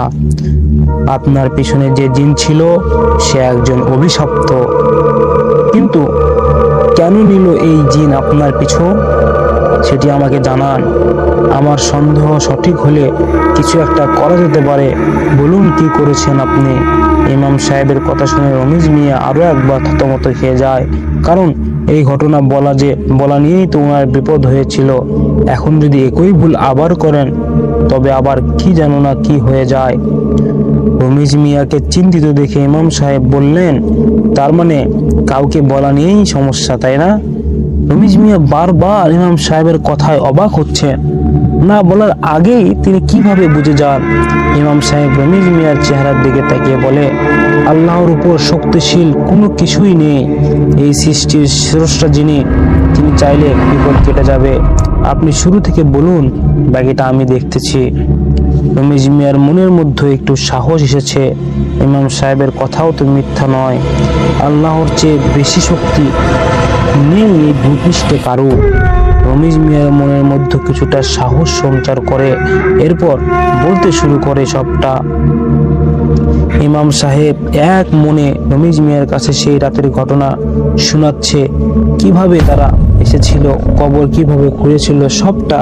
শেষে স্বর্ণের গোলাপ পেয়ে উত্তেজিত অবস্থায় বউকে সবটা বলে দেওয়া। কিন্তু তখন কিছু না হলেও আজ রাতে হলো, স্বপ্নে এতদিন আসেনি, এসেছে আজ রাতে। এটির ব্যাখ্যাও নেই রমিজ মিয়ার কাছে। ইমাম সাহেব পুরো কথা শোনার পর কিছুক্ষণ ভাবনায় ছিলেন। এরপর ধীর স্বরে বলতে থাকে, আপনার পিছনে সেই জিনেরা পড়েনি যারা আপনাকে পুরস্কার দিয়েছে। আপনার নিশ্চয়ই সেই রাতের কথা মনে আছে, যে রাতে মসজিদের সামনে একটা জিনের খাটিয়া এসেছিল। আমি যে ভয় পেয়ে জ্ঞান হারিয়েছিলাম তা তো জানেন। সিদ্দিক কবিরা সেদিনের পর আমাকে অনেক কিছু শিখিয়েছে এবং এই জিনের খাটিয়ার রহস্যটাও জানিয়েছে। ইমাম সাহেবের কথা শুনে রমিজ মিয়া হা করে রইলেন, কিছুই বুঝে উঠতে পারছিলেন না। ইমাম সাহেব একটু মুচকি হাসে আবার বললেন, আমি নিজেও কখনো কল্পনা করিনি যে আমি এত কিছু শিখে যাব। কিভাবে আপনার চেহারা দেখে সব জেনে যাচ্ছিলাম তা খেয়াল করছেন নিশ্চয়। ওই খাটিয়া একটি অভিশপ্ত খাটিয়া, আর খাটিয়াতে যে লাশ ওইটাও একটা অভিশপ্ত জিন। যারা আপনাকে পুরস্কার দিয়েছিল তারা জিন না, জেনো না, মানুষ না, ওরা সেই বদ জিনের সত্তা। মানে ওখানে মোট জিন ছিল প্রায় একটা। সেদিন মসজিদের সামনে আমি ভয়ে চিৎকার না দিতাম আর সিদ্দিক কবিরা যদি না আসতো তাহলে আমাকে দিয়ে ওরা কবর খনন করাতো। আপনার মতো আমাকেও ওরা পুরস্কার দিত এবং শেষে আমার লোভ দেখিয়ে পুরস্কারের নামে এই জালে ফাঁসিয়ে দিত। আল্লাহর রহমত ছিল তাই আমি বেঁচে গিয়েছি। কিন্তু আপনি সেই জিনের ফাঁদে পড়ে গেছেন। রমিজ মিয়া এবার প্রচন্ড রকমের ভয় পাচ্ছেন। সকালের সূর্য উঁকি মারছে, অস্পষ্ট অন্ধকার চারপাশে ছড়িয়ে আছে, হালকা ঠান্ডা শীতল বাতাস বয়ে যাচ্ছে আপন গতিতে। এরই মধ্যে রমিজ মিয়া ঘেমে একাকার। রমিজ সাহেব আবার বলতে লাগলেন, আজ থেকে প্রায় 56 বছর আগে এই জিন অভিশপ্ত হয়। 56 বছর থেকে সে বিভিন্ন অঞ্চলের মানুষকে ফাঁদে ফেলে, এরপর তাদের থেকে প্রাণ কেড়ে নেয়। নওগাঁ জেলাতেও 5 বছরের আগে একটা যুবককে টার্গেট করে, পরিশেষে সেই যুবক প্রাণ হারায়। ধনী তারা ঠিকই হয়, কিন্তু ভোগ করার জন্য জীবিত থাকে না। আবার পঞ্চগড়েও সেই ঘটনায় 3 বছর আগে ঘটে গেছে। সেখানে এক মহিলা ফাঁদে পড়লেও জিন মহিলার প্রাণ নেয়নি, নিয়েছে মহিলার স্বামী। এইরকম এই জিন অনেক ঘটনা প্রচলিত রয়েছে। সে আপনার পরিবারে কাকে বলি দিবে তা জানি না, কিন্তু নেবে। আর আমি আমার সর্বোচ্চ দিয়ে আপনাকে সাহায্য করার চেষ্টা করব। আল্লাহ সহায় থাকলে অবশ্যই বিপদ কেটে যাবে। রমিজ মিয়া হা করে রইলেন। কথাগুলো বলার মতো শক্তি নেই, এই ধন দৌলত দিয়ে কি হবে যদি উনি বেঁচেই না থাকে, বা তার স্ত্রীকে যদি নিয়ে যায়, তবেও তার শান্তি কোথায়? ভাবতে ভাবতে রমিজ মিয়ার চোখ ঝাপসা হতে থাকে। ভয়ে আর ডিপ্রেশনে মস্তিষ্ক চাপ সৃষ্টি হয়। মুখ দিয়ে শুধু বলে, ইমাম সাহেব বাঁচান আমাদের। এটুকু বলেই সে সেখানেই জ্ঞান হারিয়ে রমিজ মিয়া মাটিতে লুটিয়ে পড়ে যায়। রমিজ মিয়া, আপনি ঠিক আছেন? শরীর কেমন লাগছে আপনার? কারো এই অস্পষ্ট শব্দে চোখ খুললেন রমিজ মিয়া। দেখতে পান ইমাম সাহেব ওনার পাশে দাঁড়িয়ে আছেন, আর এই মুহূর্ততে রমিজ মিয়া নিজের বাসায় আছেন, বিছানার উপরে। রমিজ মিয়া ইমাম সাহেবকে কিছু জিজ্ঞেস করার আগেই ইমাম সাহেব জানালেন, মস্তিষ্কে মাত্রাধিক চাপ সৃষ্টি হওয়ার কারণে আপনার এই হাল হয়েছে। তবে আমি ঘর বন্ধ করে দিয়েছি, আর 2টা তাবিজও দিয়ে গেছি। এই তাবিজগুলো খুলবেন না হাত থেকে। যত কিছুই হয়ে যাক, এটি যাতে হাতেই থাকে, এইটুকু বলেই ইমাম সাহেব চলে গেলেন। ইমাম সাহেব যাবার পর রমিজ মিয়া জানতে পারেন ইমাম সাহেব নিজেই রমিজ মিয়াকে বাসায় নিয়ে এসেছিলেন। পানি পড়া ছিটিয়ে দেওয়ার পর পাশাপাশি পুরো বাসায় কি সব দোয়া পড়ে ফু দিয়েছে, এবং রমিজ মিয়া একটু শান্ত হয়। রমিজ মিয়ার স্ত্রী এসে রমিজ মিয়াকে জড়িয়ে ধরে এবং এই বড় লোকের চাপে না তাদের জীবন চলে যায়, যেন এসব ধন নয়, অভিশাপ নামক এক শব্দকে প্রায় ভুলতে শুরু করলেন রমিজ মিয়া ও তার স্ত্রী। হুজুরের তাবিজ দেওয়ার পর প্রায় 7 মাস কেটে যায়। কোনো অস্বাভাবিক কিছুই ঘটেনি তাদের সাথে। রমিজ মিয়া 2 তলা বাড়ি বানিয়ে ফেলেছে। এলাকাতে মোটামুটি নাম করা একজন ব্যক্তি হয়ে যায়। মানুষকে দান সৎকার দিচ্ছে। বলতে গেলে একটা জমিদারি ভাব ওনার মধ্যে চলে এসেছে। রাতে রমিজ মিয়া বাইরে ঝামেলা শেষ করে বাসায় আসলো। স্ত্রীকে দৌড়ে এসে জড়িয়ে ধরে বললেন, এবার এলাকায় সবাই আমাকে চেয়ারম্যান বানাতে চায় রে। আজকের এই দিনটাই অনেক খুশি লাগছে আমার। চলো আজ রাতে বিছানা গরম করি। রমিজ মিয়ার কথা শুনে ওনার স্ত্রী একটু লাজুক হেসে বললেন, বিছানা গরম করতে করতে তো ভাত পুড়ে ফেললেন। রমিজ মিয়া আচমকা হাসি থামিয়ে ফেলল এবং রোকেয়া বেগম মুচকি হেসে আবার বললেন, আপনি বাবা হতে চলেছেন। স্ত্রীর এই নিউজটা শুনে রমিজ মিয়া খুশিতে যেন গড়াগড়ি খাবে। বউকে কোলে নিয়ে পুরো বাড়ি দৌড় শুরু করলেন এবং কাজের মানুষগুলো সবাই বেরিয়ে এসে রমিজ মিয়ার কাহিনী দেখছে। রমিজ মিয়া যখন দেখলো সবাই উপস্থিত, তখন তিনি চিৎকার দিয়ে বলেন, আর সবার জন্য সুখবর রয়েছে, আমি বাবা হতে যাচ্ছি। অনুষ্ঠানের ব্যবস্থা করো সবাই, পুরো গ্রামের মানুষকে খবর দাও। হুট করে ধনী ব্যক্তি হলে যা হয় আর কি, রাজা বাদশাহের মতো হুকুম দিয়ে পুরো এলাকার মানুষকে নিয়ে আসেন তিনি। ডেকোরেশন আর লাইটিং এনে পুরো বাড়ি সাজান। ডিজে বক্সের তালে তালে এলাকার মুরব্বীরা সহ সবাই নাচানাচি শুরু করে দিল। গরু 3টা জবাই করে দিলেন খাওয়ার জন্য। এটিকে হাস্যকর বলাও যেতে পারে, আবার বলাও যায় না। মানুষের ব্যক্তি হিসেবে ইচ্ছাগুলো ভিন্ন ভিন্ন। যার সামর্থ্য নেই সে কিভাবে খাওয়াবে, যার সামর্থ্য নেই সে কিভাবে টাকা হলে পুরো দেশ ঘুরবে, আর যার আছে সে 2 মিনিটেই সব সময় বের করে ফেলে। নিজের প্রয়োজনকে সময় দেওয়ার সময়টাও বের করতে পারে না। রমিজ মিয়ার ক্ষেত্রেও সেটি হলো। ইচ্ছা ছিল ভরপুর, টাকাও এসেছে আচমকা। ধরে রাখে কে? ভোর 4টায় শেষ হয় অনুষ্ঠান। খাওয়া দাওয়া করে যে যার মতো বাড়ি চলে যান। রমিজ মিয়া বউকে নিয়ে যান রুমে। এরপরেরটা তো আপনাদের বলতে হবে না, আমি জানি আপনারা পাকা পেবে সবকিছু জেনেই গেছেন বলার আগে। আজান হবার সাথে সাথে রমিজ মিয়া গোসলটা সেরে ফেললেন এবং এরপর চলে গেলেন মসজিদে নামাজ আদায় করে। ভোরে যখন বের হয় দেখা হয় ইমাম সাহেবের সাথে। ইমাম সাহেব রমিজ মিয়াকে ওই অনুষ্ঠানের ব্যাপারে বোঝালেন। যেহেতু এটি হারাম তাই এভাবে অনুষ্ঠান করাতে তিনি নারাজ।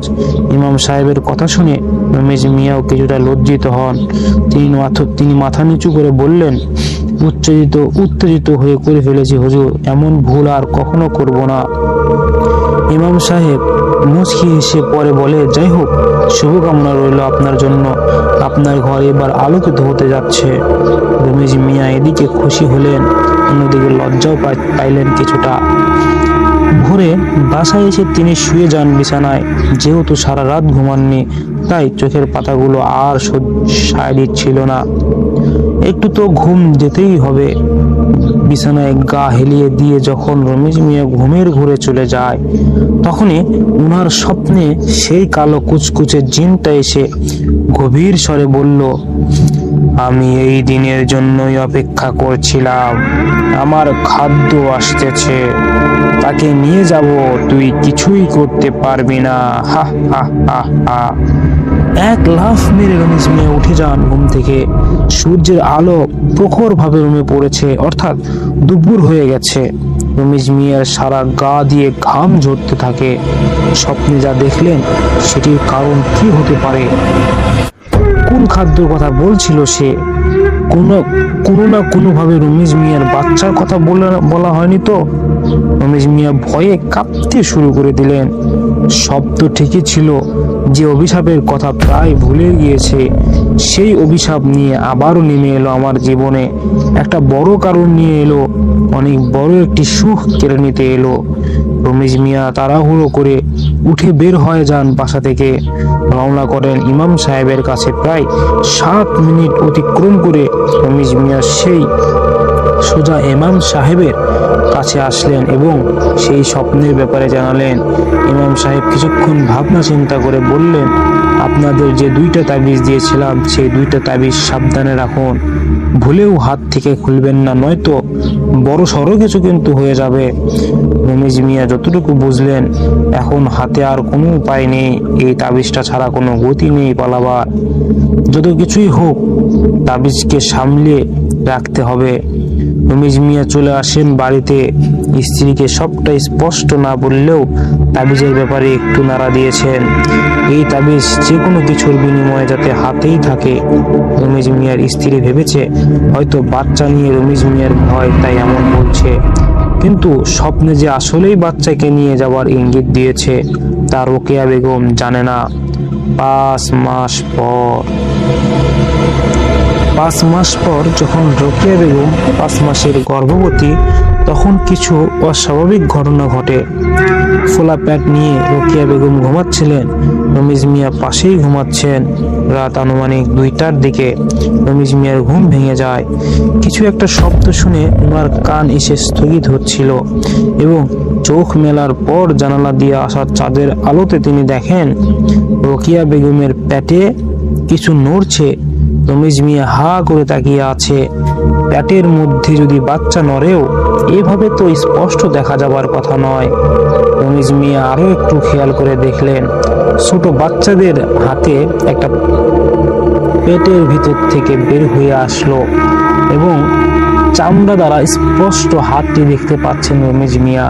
এদিকে হাতটা ধীরে ধীরে ক্রমাগত প্রেসার দিয়ে যাচ্ছে। একটু বিরতি নেন আপনারা, আমি কিছু কথা বলি। যে এই ঘটনাটি আমি যখন পড়ি, এই ঘটনাটি আমার কাছে অনেক বেশি ভালো লেগেছিল বন্ধুরা। তার জন্যই আমি বিস্তারিতভাবে আপনাদের সামনে তুলে ধরতেছি। আমি এর আগে অনেক গল্প আপনাদের শুনিয়েছি। যারা নিয়মিত আমার ভূত এফএম শোনেন তারা জানেন আমি নিজের কণ্ঠ দিয়ে অনেকগুলো ভিডিও বানাইছিলাম, এবং এই ঘটনাটি পড়েছিলাম একবার। সেই ঘটনাটি ইউটিউব ডিলিট করে দেয়। যাই হোক, আমি আবার আপনাদের মাঝে এই ঘটনাটি নিয়ে এসেছি, কারণ ঘটনাটি ভালো ছিল। চলুন গল্পে ফিরে যাই। রমিজ মিয়া রোকেয়া বেগমের পেটে হাত রেখে পেটের ভিতরে হাতটাকে ঠেলতে চাইলে আচমকা পেটের ভিতরে থাকে হাতটা চামড়া ছিঁড়ে বেরিয়ে আসে। রমিজ মিয়া কিছু বুঝে ওঠার আগেই বাচ্চাটি হাত রমিজ মিয়ার হাত ধরে নেয় শক্ত করে। রমিজ মিয়া ভয়ে জোরে একটা চিৎকার দিয়ে খাট থেকে পড়ে যান নিচে। ওনার চিৎকারে রোকেয়া বেগম নিজেও উঠে যায়। রমিজ মিয়া ফ্লোরে বসে চিৎকার মেরেই যাচ্ছিলেন। রোকেয়া বেগম রুমের লাইট অন করে রমিজ মিয়াকে শান্ত করে যাচ্ছেন। রমিজ মিয়া সেদিনও তার স্ত্রীকে কিছু বলেনি, কারণ পরবর্তীতে রোকেয়া বেগম পেট স্বাভাবিক ছিল না, ছিল কোনো ছেঁড়া চামড়া, আর নেই কোনো হাতের ইশারা, পুরোপুরি স্বাভাবিক।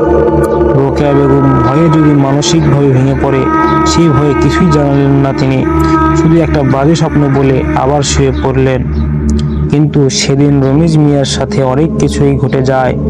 মাঝরাতে রুমে যেন বাচ্চার কান্নার শব্দ স্পষ্ট তিনি শোনেন। কখনো কখনো একটা 1 বছরের বাচ্চাকে রুমে কোনায় দেখা যায়, তবে স্বাভাবিক বাচ্চা নয়। গভীর রাতে কালো কুচকুচে একটি বাচ্চা আসে রুমের কোনায় কোনায়, সে দৌড়াদৌড়ি করে। রমিজ মিয়া সব দেখলেও আবার চোখ বন্ধ করে নেয়, অর্থাৎ না দেখার ভান করে, কারণ হাতে তাবিজ আছে, আর ইমাম সাহেবের কথা অনুযায়ী এই তাবিজ থাকা অবস্থায় জিন কিছুই করবে না। রেগুলার এই ভয়ের মধ্যেও যদি সীমাবদ্ধ থাকতো তাও ঠিক ছিল। রমিজ মিয়া যখন ভাত খেতে বসেন তখন স্পষ্ট দেখতে পান ভাতের মধ্যে কিছু বিচ্ছু পোকা হাঁটা চলাচল করছে। ভাতে এমন বিচ্ছু দেখে উনি চিৎকার মারলেন। সবাই দৌড়ে আসেন এবং জানতে চান কি হয়েছে। রমিজ মিয়া সবার চেহারা দেখে এইটুকু বুঝে যান যে তার ভাতে উনি যা দেখেছেন এটা কেউ দেখতেছে না, শুধু রমিজ মিয়া একাই দেখতেছে। রমিজ মিয়া খাবার রেখে তৎক্ষণাৎ উঠে যায়। রাতে যখন বাথরুমে যায় ফ্রেশ হবার জন্য, তখন রমিজ মিয়া দেখেন বাথরুমের ফ্লোরে অনেকগুলো সাপ দৌড়াদৌড়ি করছে। ভয়ে রমিজ মিয়া সেখান থেকে দরজা বন্ধ করে দেয়। দিন দিন সেই জিনের অত্যাচার যেন বেড়েই চলছিল। এভাবে কেটে যায় 28 দিন, 9 মাস 28 দিন। এই 9 মাস 28 দিন চলে আসে সেই দিনটা, যে দিনটার জন্য সবাই আগ্রহ ভরে অপেক্ষা করছে। রমিজ মিয়ার স্ত্রীকে নিয়ে যাওয়া হয় হসপিটালে, এবং আজ ওনার বাচ্চা ডেলিভারি করার দিন। রমিজ মিয়া আছেন বেশ চিন্তায়। এই বাচ্চা কি কোনো অস্বাভাবিক বাচ্চার মতো হবে, নাকি আমাদের মতো স্বাভাবিক বাচ্চা হবে, নাকি জিনার সেই কোনো প্রভাবে বাচ্চা নষ্ট হয়ে যাবে। জিনটা কি বাচ্চাকে নিয়েই যাবে? ভাবতে ভাবতে গায়ের লোম দাঁড়িয়ে যায় রমিজ মিয়ার। তবে প্রচলিত কথায় এটি শোনা যায়, প্রার্থনার ফল সুমিষ্ট হয় 7 ভিন্ন। কোনো ঝামেলা ছাড়াই রোকেয়া বেগমের জন্ম নিল একটা ছেলে। গোলগাল চেহারা, মায়াবী চোখ আর ছোট দেহকে দেখে যে কারোর মধ্যে মায়া জন্মাতে বাধ্য। রমিজ মিয়া যখন শুইলেন, ওনার বাচ্চা সুস্থ স্বাভাবিক আছেন। খুশিতে তিনি সেখানেই শুকরিয়া আদায় করতে লাগলেন। রোকেয়া বেগমও স্বাভাবিক রয়েছে। রমিজ মিয়ার 2 চোখ বন্ধ করে বাচ্চার কান্না লাগিয়ে দেন, এবং এটি দেখে কিছু লোক রমিজ মিয়াকে শান্ত করতে যাচ্ছিলেন। 2 দিন হসপিটালে থাকার পর রমিজ তার বাচ্চা এবং স্ত্রীকে নিয়ে চলে আসেন বাড়িতে। ইমাম সাহেবের স্বর্ণাপন্ন হন এবং রমিজ মিয়া সবটা স্পষ্ট করলেন। কিন্তু এইবার ইমাম সাহেবের কিছুটা নারাজ দেখা যাচ্ছে, যেমন একটা মনমরা স্বভাবে দাঁড়িয়ে আছেন তিনি।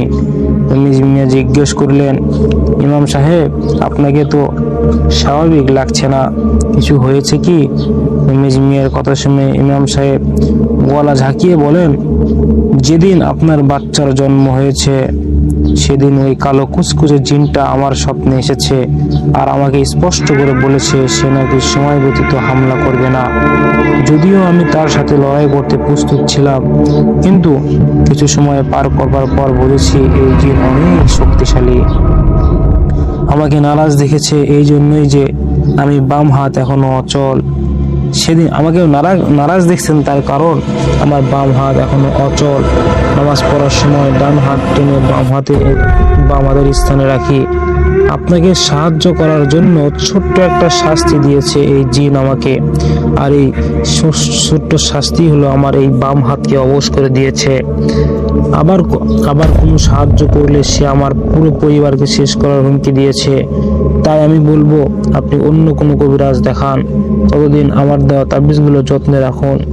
ইমাম সাহেবের মুখে পুরো কথা শুনে রমিজ মিয়া হাবা হয়ে যান, যেন ঘাড় থেকে বিবাদ নামেনি, আরো দ্বিগুণ চেপে বসেছে। কিছুক্ষণ ভাবনা করার পর রমিজ মিয়া আবার বললেন, সিদ্দিক কবিরাজকে ডাকি, তাহলে হয়তো উনি কিছু করতে পারবেন। রমিজ মিয়ার মুখে সিদ্দিক কবিরাজের কথা শুনে ইমাম সাহেব আবার চমকে উঠলেন। রমিজ মিয়া ইমাম সাহেবের চেহারায় তাকিয়ে বুঝলেন ঘাবলা আছে, এখানে প্রচুর ঘাবলা রয়েছে। ক্ষণিক বাদে ইমাম সাহেব আবারও বললেন, এই জন্যই বেশি ভয় পাচ্ছি আর আমার শাস্তিটাকেও হালকা করে নিচ্ছি। যেদিন আপনি আপনার স্ত্রীকে নিয়ে হসপিটালে গেলেন সেদিন সিদ্দিক কবিরাজকে মেরে ফেলা হয়েছে, তাও সাধারণ মৃত্যু দেয়নি। সিদ্দিক কবিরাজের পা ছিল ওপরে, বাকি কোমর সহ অর্ধেক শরীরের মাটির ভিতরে।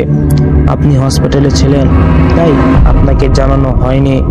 এমন না যে জিন জব্দ করা যাবে না, যাবে, কিন্তু তেমন কবিরাজ লাগবে যারা এই জিনকে আটকাতে সক্ষম।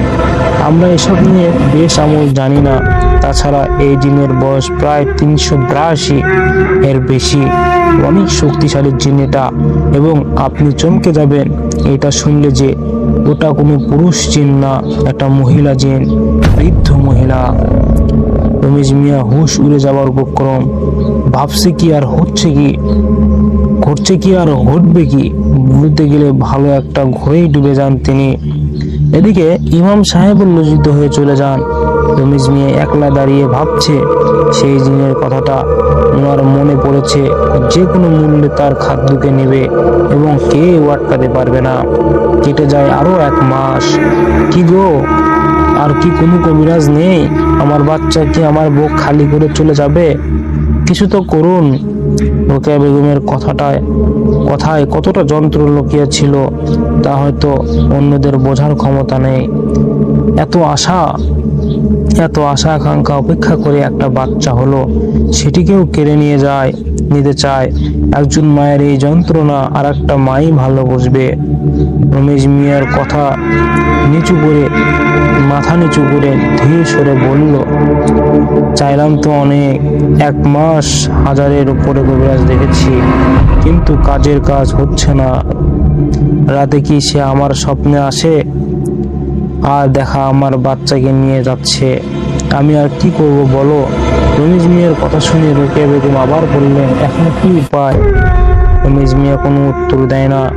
রোকেয়ার কোল থেকে তার বাচ্চাকে নিয়ে কপালে একটা চুমু দেয় আর চোখের পানি ছেড়ে দিয়ে বলে, আমাদের পাপের শাস্তি এই মাসুম বাচ্চাটা কেন পাবে? শুধু সেটাই ভাবছি। অর্থাৎ আতঙ্ক আর অশান্তিজনক সময় পার করেছেন রমেশ মিয়া। সপ্তাহ বাদে একদিন রোকেয়া বেগমের চিৎকারে পুরো বাড়ির মানুষ সজাগ হয়ে যায়। দিন দুপুরে কি হলো ভেবে সবাই চলে আসেন রোকেয়া বেগমের রুমে। এসে দেখেন রোকেয়া বেগম বিছানায় বসে চিল্লাচ্ছে। ওনার ভাষ্যমতে বাচ্চাকে দুধ পান করাতে ঘুমিয়ে গিয়েছিলেন, আর এখন উঠে দেখে বাচ্চা নেই। বাড়ির সবাই চারিপাশে খুঁজতে শুরু করে বাচ্চা। এদিকে রমেশ মিয়াকে খবর দেওয়া হয়, উনিও বাজার থেকে ছুটে আসেন বাড়িতে। কিন্তু বেশ কিছু দেরি হয়নি। বাড়ির কাজের লোক রমেশ মিয়ার বাচ্চাকে বাড়ির পেছনে পায়, অর্থাৎ মাটিতে ঘুমাচ্ছিল বাচ্চা। এই ধাপ যাবার পর আর রোকেয়া বেগম একা থাকে না। রমেশ মিয়া বাইরে গেলেই বাড়িতে থাকা কাজের মহিলারা রোকেয়া বেগমের সাথে থাকে, অর্থাৎ গার্ড দিয়ে থাকেন। আরো 14 দিন পর আচমকা রমিজ মিয়া সন্ধ্যায় বাসায় চলে আসে। রোকেয়া বেগম সোফায় বসে খাবার খাচ্ছে আর বাচ্চা ওনার কোলেই। বাচ্চাকে কোলে নিয়ে রোকেয়া বেগম খেতে কষ্ট হচ্ছিল দেখে রমিজ মিয়া বাচ্চাকে কোলে নেন। এরপর আদর করতে করতে রুমের দিকে চলে যায়। তার ঠিক 2 মিনিট পর রমিজ মিয়া মেইন দরজা দিয়ে এসে বলে, রোকেয়া, বাচ্চা কোথায়? রমিজ মিয়াকে মেইন গেটে দেখে সবার গায়ের লোম দাঁড়িয়ে যায়। মাত্রই তো তিনি বেডরুমে গেলেন বাচ্চাকে নিয়ে, তাহলে বাইরে থেকে যেই রমিজ মিয়া আসলেন, ইনি কে? ভিতরে যিনি বাচ্চা নিয়ে গেল, ওটা আসল রমিজ মিয়া নাকি যে মাত্র আসতেছে গেটের সামনে সেই আসল রমিজ মিয়া? খাবারের থাল ছুঁড়ে মেরে রোকেয়া বেগম সহ সবাই রুমের দিকে দৌড়ায়, কিন্তু এইবার প্রায় দেরি হয়ে গেছে। বাচ্চাকে সেই জিন কামড়ে খেয়ে ফ্লোরে ফেলে রেখে চলে গেছে। কি ভাবছেন, ঘটনা কি এখানেই শেষ? না, অপেক্ষা করুন, ঘটনা তো মাত্র শুরু। খাবারের থাল ছুঁড়ে মেরে রোকেয়া বেগম সহ সবাই যখন উপরে যায়, তখন এই জিনটি এই বাচ্চাটিকে কামড়ে ফ্লোরে খেয়ে ফেলে চলে যায়। রমিজ মিয়া তার বাচ্চার মৃত্যুর পর কেটে যায় আরো 1 বছর। তবে এই 1 বছর রমিজ মিয়া ও তার স্ত্রী বাচ্চা জন্ম দেওয়ার চিন্তা করেনি। প্রথম বাচ্চা যেহেতু মারা গেছে, দ্বিতীয় বাচ্চা দেওয়ার সাহসটুকু সেখানে হারিয়েছে তারা। এই 1 বছরে তেমন কোনো সমস্যাও হয়নি। কদিন মন খারাপ থাকলেও একটা সময় রমিজ মিয়া আর তার স্ত্রী সবটা মেনে নেয়।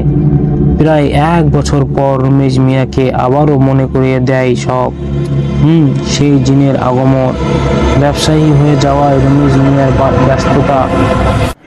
মিয়ার ব্যস্ততা বেড়েই চলছিল প্রচুর। একদিন কারখানা বন্ধ করে বাসায় আসার সময় দেখেন গাড়িটা স্টার্ট নিচ্ছে না। এদিকে রাতও গভীর হয়ে গেছে। গ্রামের গভীর রাত মানেই 10টা। ঘড়ির সময় 10টা এলে যেন মৃতদের শহর হয়ে যায় গ্রাম। দোকানপাট সব বন্ধ হয়ে যাচ্ছে। বিশেষ করে গাড়ির দরজা, গ্যারেজ আগে থেকেই বন্ধ হয়ে গেছে, অর্থাৎ হাতে উপায় নেই হেঁটে যাওয়া ছাড়া। এইটা রমিজ মিয়ার জন্য নতুন কোনো অভিজ্ঞতা নয়। মাঝে মাঝেই তার ইঞ্জিন ঠান্ডা কিংবা তেলের ট্যাঙ্কিতে বাতাস জমলে এমন হয়। গাড়ি কারখানায় রেখে রমিজ মিয়া দরজা লাগিয়ে দিল। এরপর বাজার থেকে হাঁটা ধরেছেন বাড়ির উদ্দেশ্যে। রমিজ মিয়ার সেই পুরাতন অভ্যাস আজও আছে, হাতে একটা সিগারেট আর একটা হাতের লুঙ্গি ধরে চলাফেরা করা। মোবাইলের ফ্ল্যাশ দিয়ে বাজার পার করে যখন তিনি গ্রামের রাস্তায় প্রবেশ করলেন, তখন আচমকা রমিজ মিয়ার শরীরটা ভারী হয়ে যায়। বলে রাখা ভালো, এই সময়টা ছিল শীতকাল। চারপাশে ঘন কুয়াশা, শীতল আবহাওয়া। তবে শীতের প্রভাব খুবই কম থাকায় রমিজ মিয়া সাদা শার্ট আর লুঙ্গি পরেছেন। শীতের যাত্রা কম থাকলেও কুয়াশা ছিল প্রবল। রমিজ মিয়া গ্রামের রাস্তা ধরে কিছু দূর হেঁটে আসার পর মনে হলো একটা কিছু ওনার পিছন আসছে। ব্যাপারটা নোটিশ করতেই তিনি হুট করে পিছনে তাকান, কিন্তু ঝাপসা কুয়াশার কারণে কুয়াশা ছাড়া তার নজরে আর কিছুই আসেনি। মনের ভুল ভেবে রমিজ মিয়া আবারও হাঁটতে লাগলেন সামনের দিকে।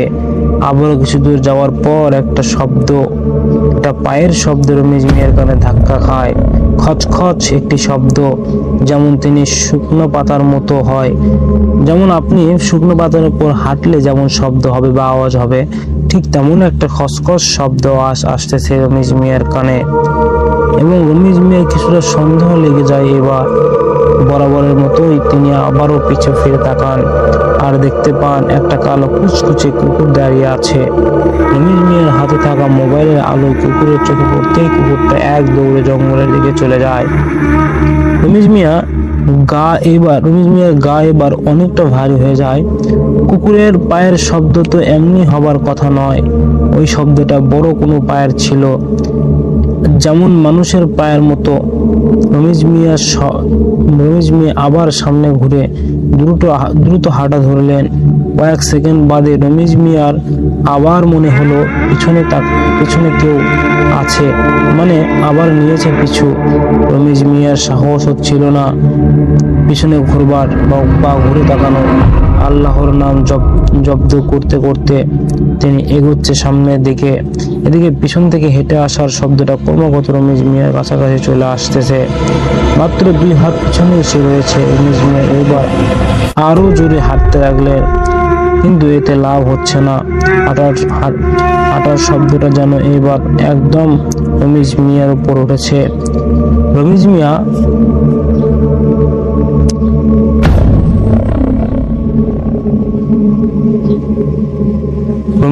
সাদা শার্ট গায়ের সাথে লেগেছে, ঘামে একদম ভিজে গেছে পুরো শরীর। এসব কি হচ্ছে? দোয়া কলাম পড়া ধরে রমেশ মিয়া আবার যখন সামনে ঘুরে তাকায়, দেখে কয়েকজন লোক দাঁড়িয়ে আছে এবং তাদের কাঁধে একটা খাটিয়া, লাশের খাটিয়া। রমেশ মিয়া শির দাঁড় দিয়ে একটা ভয়ের শিরোহর নেমে আসে। এইটা কি সেই জিনের খাটিয়া? ফলের আলোতে রমেশ মিয়া খেয়াল করলেন ওদের সবার চেহারা কালো, মানে সেই 1 বছর আগে যে জিনদের দেখেছিলেন তারাই। যেহেতু এই জিনদের ব্যাপারে রমেশ মিয়ার পূর্ব অভিজ্ঞতা আছে, তাই তিনি জ্ঞান হারাবার মতো অবস্থায় যাননি। এদিকে গতবারের মতো থাকা একটি জিন খাটিয়ে ছেড়ে পিছনে চলে যায় এবং রমেশ মিয়া বুঝে যান এখন তারা কি বলবে। হয়তো এদের মধ্যে লম্বা যে জিন আছে সে এসে বলবে খাটিয়ে ধরার জন্য, কিন্তু ঘটেছে তার ঠিক উল্টো। খাটিয়ে ধরা বাকি 3 জন খাটিয়া রাস্তায় নামায় এবং রমেশ মিয়াকে গম্ভীর স্বরে বলে, আসুন, আপনার দাপন কাজ শুরু করতে হবে। রমেশ মিয়া পড়ে যায় বিপদে। উনি এখনো জীবন্ত, আর এনারা ওনাকে দাফন করার কথা বলছে। রমেশ মিয়ার উপায় না পেয়ে সাথে সাথে লুঙ্গি খুলে দিল এবং একটা প্রস্রাব করার জন্য প্রস্তুতি নিল। গ্রামের ভাষায় এই কাজটি করলে তার যদি কোনো অন্য জগতের এসব জিন টিনের লাগারে পড়ে তবে উলঙ্গ হয়ে প্রসাব করতে হয়, কিন্তু প্রসাব হতে হবে একটা বৃত্তের মতো, মানে যে প্রসাব করবে তার গোল করে চারপাশে প্রসাব করবে, মাঝখানে দাঁড়িয়ে থাকবে। এতে নাপাক অবস্থায় দেখে তারা ভেঙে যায়। গ্রামে থাকেন যারা, তারা এই নিয়মটা অবশ্যই শুনেছেন। চলুন ঘটনায় ফিরে যায়। রমেশ মিয়া প্রসাব শুরু করে ঘোরা দেয়, এতে গোল বৃত্তের মতো হয়ে যায়। এটি করার 5 সেকেন্ডের মধ্যে রমেশ মিয়া দেখেন পুরো রাস্তা ফাঁকা, মানে একটা কাক পক্ষীও নেই। রমেশ মিয়া এই নিয়ম সম্বন্ধে জানলেও এটা জানে না তারপর কি করতে হবে। এই বৃত্তের মাঝেই বসে থাকা লাগবে নাকি বাড়িতে চলে যেতে হবে, উপায় না পেয়ে ভয়ে কাঁপছেন তিনি। কিন্তু মূল কথা হচ্ছে এখান থেকে ভেঙে যাওয়া। এই স্থানটি হচ্ছে ভয়ানক। লুঙ্গি আর পরে না পরেই হাতে নিয়ে রমেশ মিয়া এক দৌড় লাগান বাড়ির দিকে। শীতের কুয়াশা ভেদ করে ওনার গতিবেগ প্রচুর ছিল। কুয়াশায় তরল পানীয় জল মুখে লেপটে যায়, কিন্তু থেমে থাকার কোনো নাম মুখ নেই। যত জোরে পারল দৌড় দিয়েই গেল। দৌড়তে শেষে এসে তিনি বাড়িতে উপস্থিত হলেন। দরজার সামনে এসে রোকিয়া বলে এক চিৎকার দেন তিনি। ভেতর থেকে সবাই দৌড়ে এসে দেখলেন রমেশ মিয়া উলঙ্গ অবস্থায় চিত হয়ে শুয়ে আছে। অর্থাৎ উনার পিঠের সাইডটা অস্পষ্ট দেখা যায়। কাজের লোক জাহাঙ্গীর মিয়া দৌড়ে এসে রমেশ মিয়ার লুঙ্গিটা ঠিক করে দিলেন। এরপর সবাই মিলে ধরাধরি করে ওনাকে নিয়ে যান রুমে। তারপর রমেশ মিয়া অর্ধেক রাস্তায় আসতে রমেশ মিয়ার গায়ে আবার প্রচন্ড জ্বর আসে, জ্ঞান হারিয়ে ফেলে। জ্ঞান শুয়ে থাকা সত্ত্বেও জ্বরে গা কাঁপছে তার। রমেশ মিয়ার স্ত্রী রমেশ মিয়ার কপালে একটা জলপট্টি লাগিয়ে দেন। জাহাঙ্গীর মিয়াও কিছুটা আঁচ করতে পারছেন, কারণ বাড়িতে রোকেয়া বেগম প্রায় এদের সাথে ওসব বলতো। ব্যাপারটা স্পষ্ট সবার কাছে। জাহাঙ্গীর মিয়া দেরি না করে চলে গেলেন ইমাম সাহেবকে ডাকতে। অর্ধেক রাস্তা আসতেই জাহাঙ্গীর মিয়ার মনে হলো একজন অবয়বকে দেখা যাচ্ছে, অর্থাৎ যে পথে জাহাঙ্গীর মিয়া যাচ্ছেন সেই পথ দিয়ে কেউ তার দিকেই আসতেছে। কুয়াশার জন্য তেমন না বোঝা গেলেও জাহাঙ্গীর মিয়া অবয়ব দেখা যাচ্ছে। মনে ঢুকে যায় ভয়, এটা যদি জিন হয়। কিন্তু জাহাঙ্গীর মিয়া ভয়কে কাটিয়ে উপস্থিত হলেন ইমাম সাহেব। অর্থাৎ ইমাম সাহেব নিজেই রমিজ মিয়ার বাড়ির দিকে যাচ্ছেন। জাহাঙ্গীর মিয়া ইমাম সাহেবকে দেখেই বললেন, ব্যাপার কি ইমাম সাহেব, কোথায় যাচ্ছেন?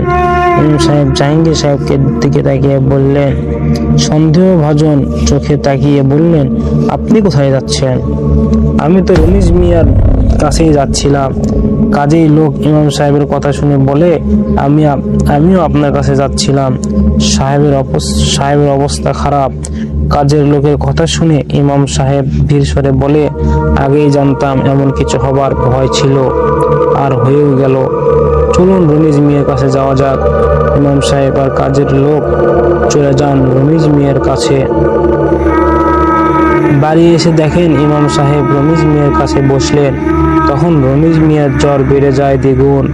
ইমাম সাহেব রমিজ মিয়ার উপর কিছু একটা পরে ফু দেন। তারপর কিছুক্ষণ পর জ্বর ভালো না হলেও রমিজ মিয়ার জ্ঞান ফিরে আসে। অস্পষ্ট হলেও রমিজ মিয়ার জ্ঞান ফিরে আসে। অস্পষ্ট দৃষ্টান্তর হয়ে রমিজ মিয়ার চোখ খোলেন। চারপাশে ঝাপসা, যেন শরীরটা বহু ক্লান্ত। ইমাম সাহেব রমিজ মিয়াকে বলে, আপনার শরীরে তেমন ভালো না, আর আপনাকে একটা সংবাদ দিতে এসেছি আমি। ইমাম সাহেবের চেহারা স্পষ্ট না দেখলেও রমিজ মিয়া ইমাম সাহেবের কণ্ঠ স্পষ্ট শুনতে পান। মুখ খুলে অস্পষ্ট স্বরে রমিজ মিয়াকে বলেন, কিসের সংবাদ? ইমাম সাহেব এবার রমিজ মিয়াকে বলতে লাগলেন, গত 1 বছর আগে আপনার সাথে কি হয়েছিল সবটাই তো জানি আমি, এবং আপনাকে মুক্ত করার জন্য যা যা করার দরকার ছিল সবই করেছিলাম। এতে আমি কি সমস্যা হয়েছিল সেটাও আপনি জানেন। তাছাড়া সিদ্দিক কবিরাজ পরিণত কি হলো ওটাও জানেন। কিন্তু একটা বিষয় আমি গোপন রেখেছিলাম। কেন রেখেছি সেটাও বলি। আপনার এই সমস্যার সমাধানে আমি না করতে পারলেও সঠিক কেউ না কেউ তো আছে, তারা পারবে। এই ভেবে আমি খোঁজ করে যাচ্ছিলাম আপনার প্রথম বাচ্চাকে যখন তারা নিয়ে যায়। তবে সব ঠিক হয়নি সেটা আমি জানি। যতদিন না ওই জিনের ফাঁদে অন্য কেউ পা দেবে, মানে খাটিয়া সহ অন্য কেউ কবর খুঁড়ে পুরস্কার না নেবে, ততদিন এই জিন আপনাদের পিছনেই পড়ে থাকবে এবং আপনার উপর নজর রাখবে। অবশেষে আমি খোঁজ পেয়েছি একজনের, আর এসে দেখি আপনি আগে থেকেই আহত। ইমাম সাহেবের কথা শুনে রমিজ মিয়া আবার বললেন, নাম কি সেই তান্ত্রিকের? ইমাম সাহেব মুস্কি এসে বলেন, তান্ত্রিক আবির। ইমাম সাহেবের কথা শুনে রমিজ মিয়া আবার চোখ বন্ধ করতে করতে বলেন, ঠিক আছে, সেই কবিরাজের আগামীকাল সকাল আসতে বলুন, যত টাকা লাগে আমি দিব, কিন্তু জিনদের এই যন্ত্রণা থেকে বাঁচতে চাই। ইমাম সাহেব চলে গেলেন বাড়িতে। রমিজ মিয়া শান্ত হয়ে শুয়ে আছেন। রোকেয়া বেগম ওনার মতো করে সেবা যত্ন চালিয়ে যাচ্ছেন। রাত 2টা। ঘুমের মাঝে রমিজ মিয়ার স্বপ্নে সেই জিন আসে। কালো কুচকুচে চেহারা আর দুটি ধবধবে সাদা। রমিজ মিয়ার উদ্দেশ্য সে গভীর স্বরে বলতে থাকে, তোর আরো একটা বাচ্চা লাগবে আমার। এরপর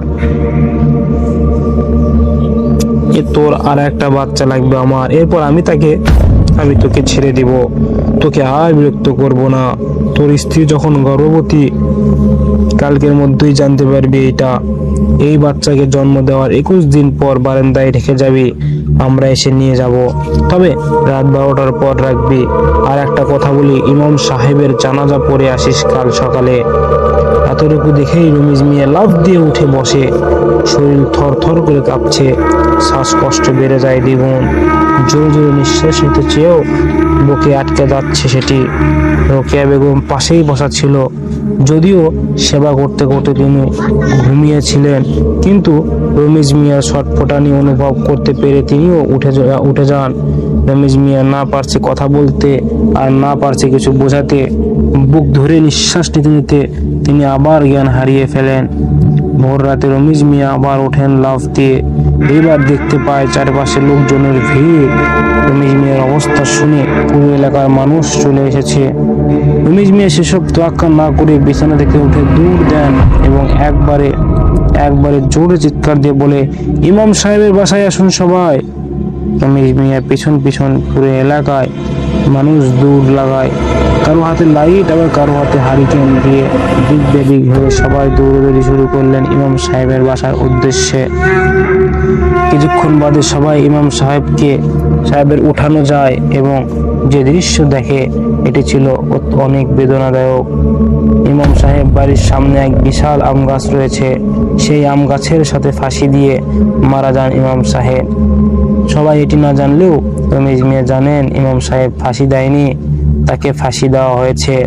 ইমাম সাহেবের লাশ ঝুলে থাকতে শুনে এলাকার মেম্বার সহ অনেকেই চলে আসে। পুলিশ কল দিতে চাইলে রমিজ মিয়া বলেন লাভ নেই, কোথাও কল দেবেন না কেউ, এইটা সেই জিনের কাজ, সবাই ধরে লাশ নামান, আমরা জানাজা করে কবর দিব। রমিজ মিয়ার কথা ফেলে দেওয়ার সাহস কারও নেই। ইমাম সাহেবের লাশ নামিয়ে নেয় এলাকাবাসী এবং অন্য মসজিদের এক ইমাম এসে জানাজা সম্পন্ন করলো। দাফন করা হলো ইমাম সাহেবকে। বাড়ি এসে রমিজ সাহেব শুনতে পায় তার স্ত্রী বমি করতে করতে জ্ঞান হারায়। রমিজ মিয়া জাহাঙ্গীর মিয়াকে বলে ও গর্ভবতী।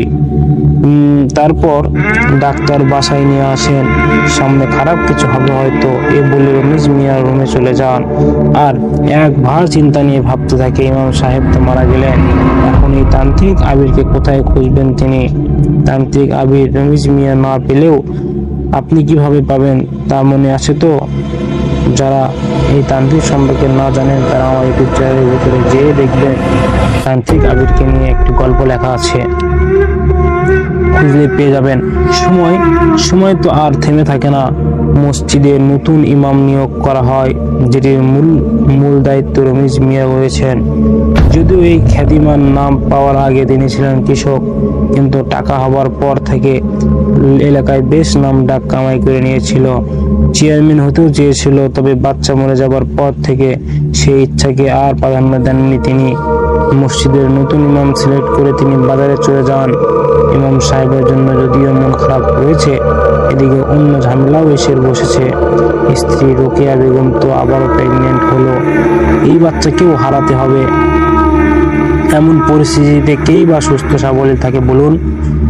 দোকানে বসে যখন তিনি এসব নিয়ে ভেবে যাচ্ছিল, তখনই গ্রামের একটা লোক দৌড়ে এসে বললেন, রমিজ সাহেব তাড়াতাড়ি আসেন, এলাকায় তান্ত্রিক আবির সাহেব এসেছে। লোকটার কথা শুনে রমিজ এক লাফ মেরে দৌড় দিয়ে বাসার দিকে। কারখানার কর্মীদের কাজে রেখে বেরিয়ে যায় বাহিরে। যদিও ব্যাপারটা অবিশ্বাস্য লাগছে, বাকিটা ঘটনাস্থলে গিয়ে জানাবো কিভাবে তান্ত্রিকটি আসলো। রমিজ মিয়াকে লোকটা নিয়ে আসে এবং ইমাম সাহেবের বাসায়। ইমাম সাহেবের বাড়ির আশেপাশে অনেক লোক ভিড়। রমিজ মিয়াকে দেখে সবাই রাস্তা পরিষ্কার করে দেয়। রমিজ মিয়া লোকদের ভিড় কাটিয়ে উঠানে এসে একজন যুবক দাঁড়িয়ে আছে দেখতে পায়, হাতে তাসবিহ, গায়ে একটা লম্বা কালো জুব্বা। রমিজ মিয়া এগিয়ে এসে বলে, আপনি কি তান্ত্রিক আবির? আবির ওনার কথা শুনে মাথা নাড়িয়ে বলেন, হ্যাঁ, গতকাল রাতে ইমাম সাহেব আমাকে একটা ভিডিও ফুটেজ দেন, তার সেখানে বলেছেন একটি জিনের ব্যাপারে। আবির রমিজ নামের একটা লোকের ব্যাপারে বললেন, কিন্তু এখন এসে শুনছি উনি মারা গেছেন। রমিজ মিয়া আবিরের কথা শুনে বললেন, তার মানে ইমাম সাহেব কাল রাতে নিজের বয়ান ভিডিও করে আপনার কাছে পাঠিয়েছিল। যাই হোক, আমি রমিজ মিয়া, আসুন আমার বাড়িতে সবটা বলতেছি। রমিজ মিয়া আবিরকে নিয়ে চলে গেলেন বাসায়। আবিরের সাথে আবিরের দুইটা বন্ধু এসেছে ওরা গাড়িতে।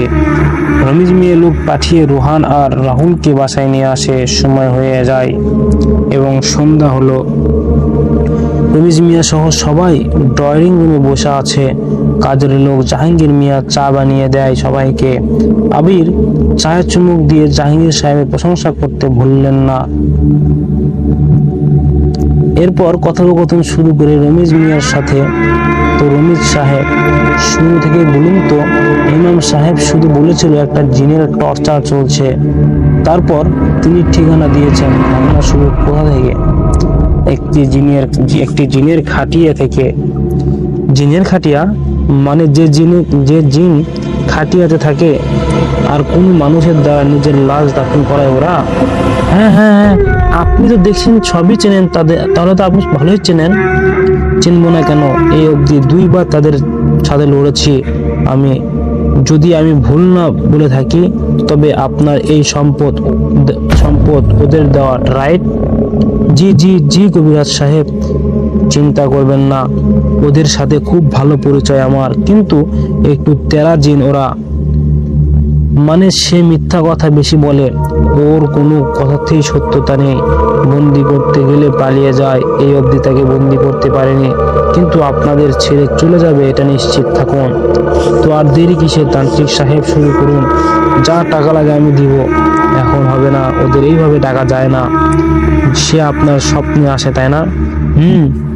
আর প্রতিবারই একটা না একটা বিপদের ইঙ্গিত দিয়ে যায়। ঠিক আছে, আজ আপনার রুমে আমরাও থাকবো। আপনি যখন ঘুমাবেন বাকিটা আমি দেখছি।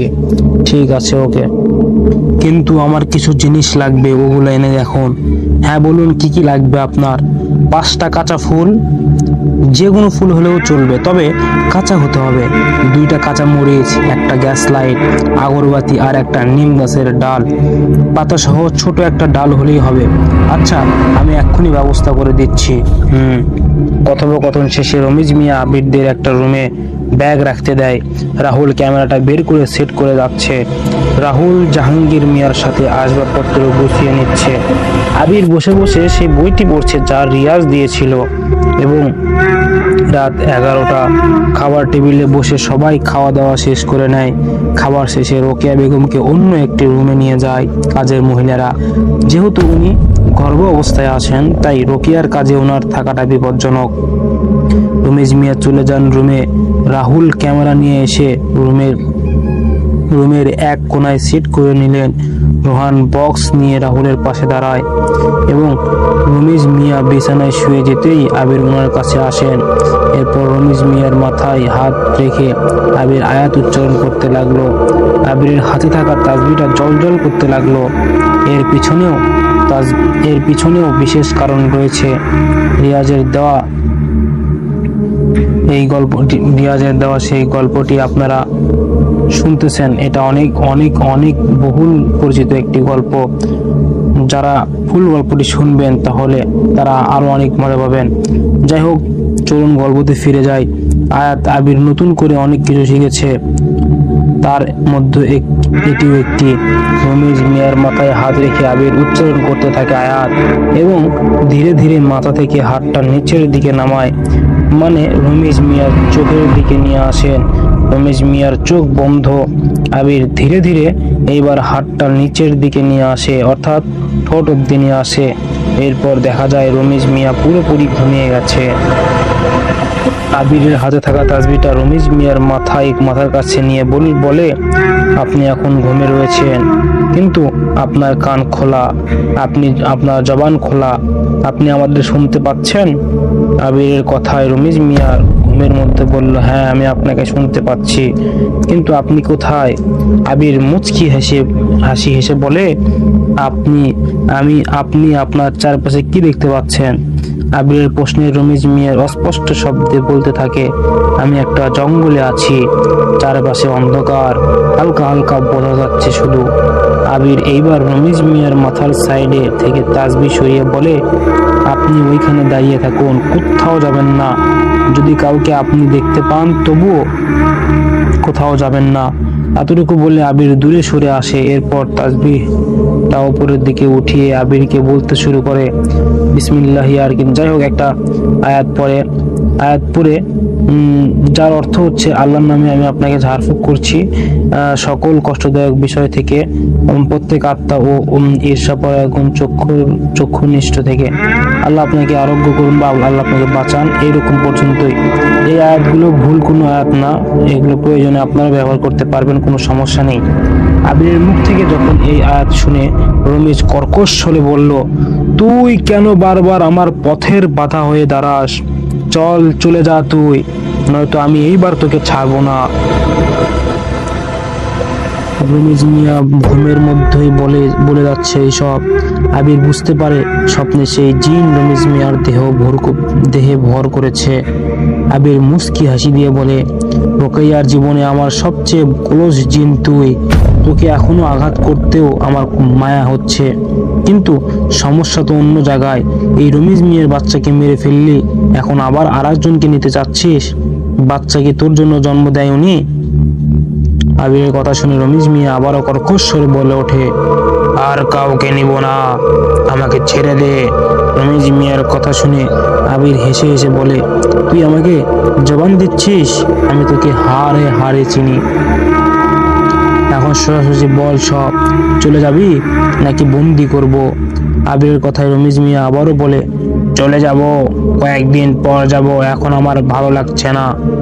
আবির এবার ক্ষিপ্ত হয়ে বলে, কেন ওর শরীরে তুই বারবার ভর করছিস? তোর বাপদাদার সম্পত্তি নাকি ওর দেহ? এই মুহূর্তে তুই চলে যাবি, অন্য কাউকে ধরতে পারবি না, নয়তো তোর সাথে যদি আমার আবার দেখা হয় কোথাও, তাহলে হত্যা করে দেবো কিন্তু।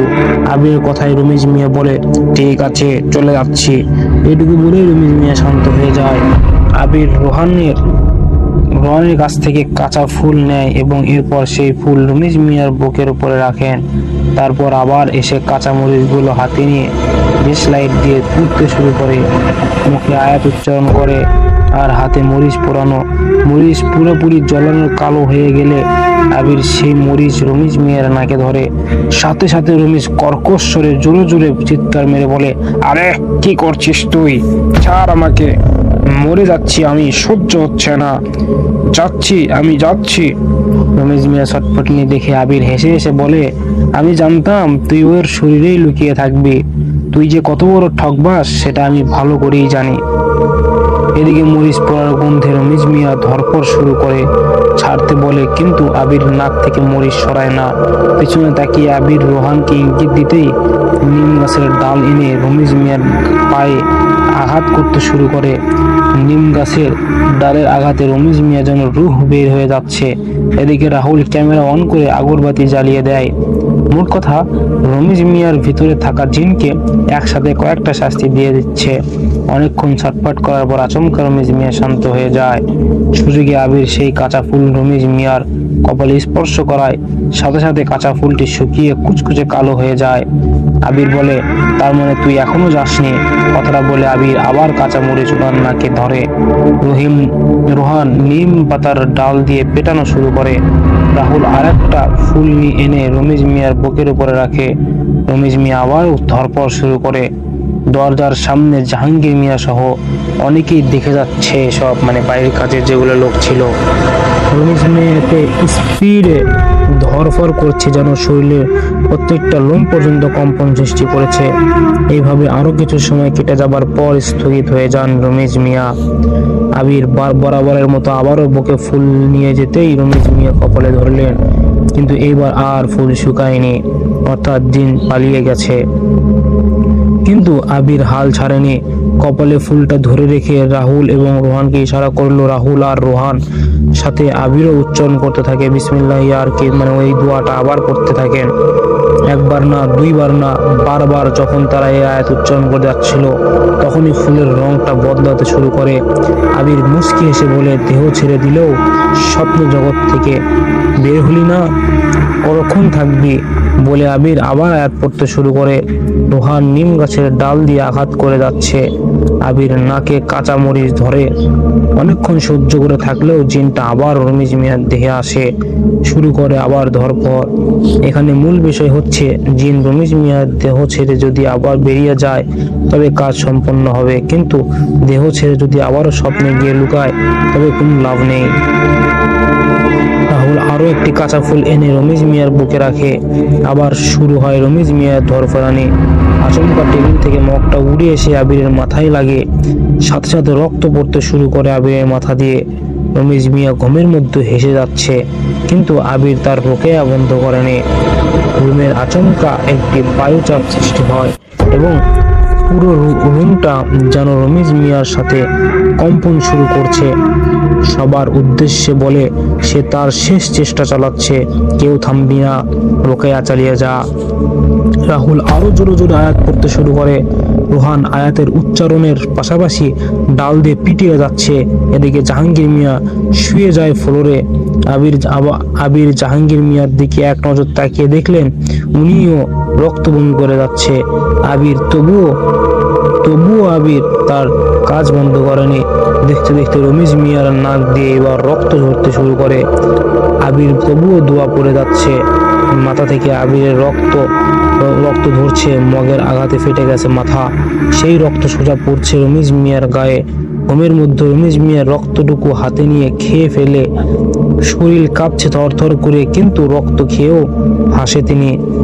তবুও আবির তার রোকায়া বন্ধ করেনি। এইভাবে আরো কিছুক্ষণ যাবার পর আবিরের চোখ থেকে রক্ত ঝরা শুরু হয়। আবির বুঝতে পারছে জিনটা আবিরের রক্তচাপ বাড়িয়ে দিয়েছে। চোখে ঝাপসা দেখতে থাকে আবির, কিন্তু তারপরেও রোকায়া বন্ধ করা যাবে না। রক্তযুক্ত চোখে আবির চোখ বন্ধ করে ফেলে এবং চোখ বন্ধ রেখেই রোকেয়া চালাতে থাকে। পুরো রুমের আলমারি সহ অন্যান্য ডেকোরেশন কাঁপাকাঁপি শুরু করে দিছে এবং এইভাবে অনেকক্ষণ কেটে যায়। পরে রমিজ মিয়া আবার ঠান্ডা হয়ে যায়। রুমের আসবাবপত্র কাঁপাকাঁপি বন্ধ করে দেয়। আবির চোখ খুলতেই রমিজ মিয়ার শরীর থেকে একটা কালো ছায়া বেরিয়ে যায় এবং সর্বোচ্চ স্পিডে সেই কালো ছায়া জানালাতে বেরিয়ে গেল। আবির দোয়া পড়তে পড়তে আবার রমিজ মিয়ার কপালে ফুলটা রাখলেন, কিন্তু এবার নিশ্চিত হয় যে রমিজ মিয়ার দেহ থেকে অবশেষে জিনটি চলে গিয়েছে। 1 বছর 9 মাস পর। হ্যালো আবির সাহেব, আমার ছেলের জন্মদিন উপলক্ষে এলাকায় মিলাদ পড়াচ্ছি, আমি চাই আপনি আসুন। আবির ওয়াশরুমে গেছে। আমি রিয়াজ বলছি। কোন রিয়াজ? আবিরের বন্ধু? ও আচ্ছা, আপনি সহ আসবেন? সবার দাওয়াত রইল। জি ইনশাআল্লাহ। তো বন্ধুরা, আজকের গল্প এখানেই শেষ। আপনাদের কাছে এই গল্পটি যারা ফুল শুনেছেন কেমন লেগেছে অবশ্যই জানাবেন এবং আমার চ্যানেলটিকে সাবস্ক্রাইব করে রাখবেন এবং আমাকে উৎসাহিত করবেন। আমি অনেক কষ্ট করে গল্প বলি। যদি আপনাদের গল্প ভালো লাগে তাহলে অবশ্যই আমার সাথে তো থাকবেনই, পাশাপাশি আপনাদের বন্ধুদের মাঝে আমার গল্প যদি ভালো লেগে থাকে তাহলে গল্পটি শেয়ার করবেন। আজকের মতো এখানেই শেষ। সবাই ভালো থাকবেন। আসসালামু আলাইকুম। আর হ্যাঁ, যদি আমার এই গল্পতে বেশি রেসপন্স পড়ে তাহলে আমি আপনাদের জন্য একদম 2 ঘন্টা যাবত একটা ভিডিও নিয়ে আসবো। সে পর্যন্ত সবাই ভালো থাকবেন, সুস্থ থাকবেন। আসসালামু আলাইকুম।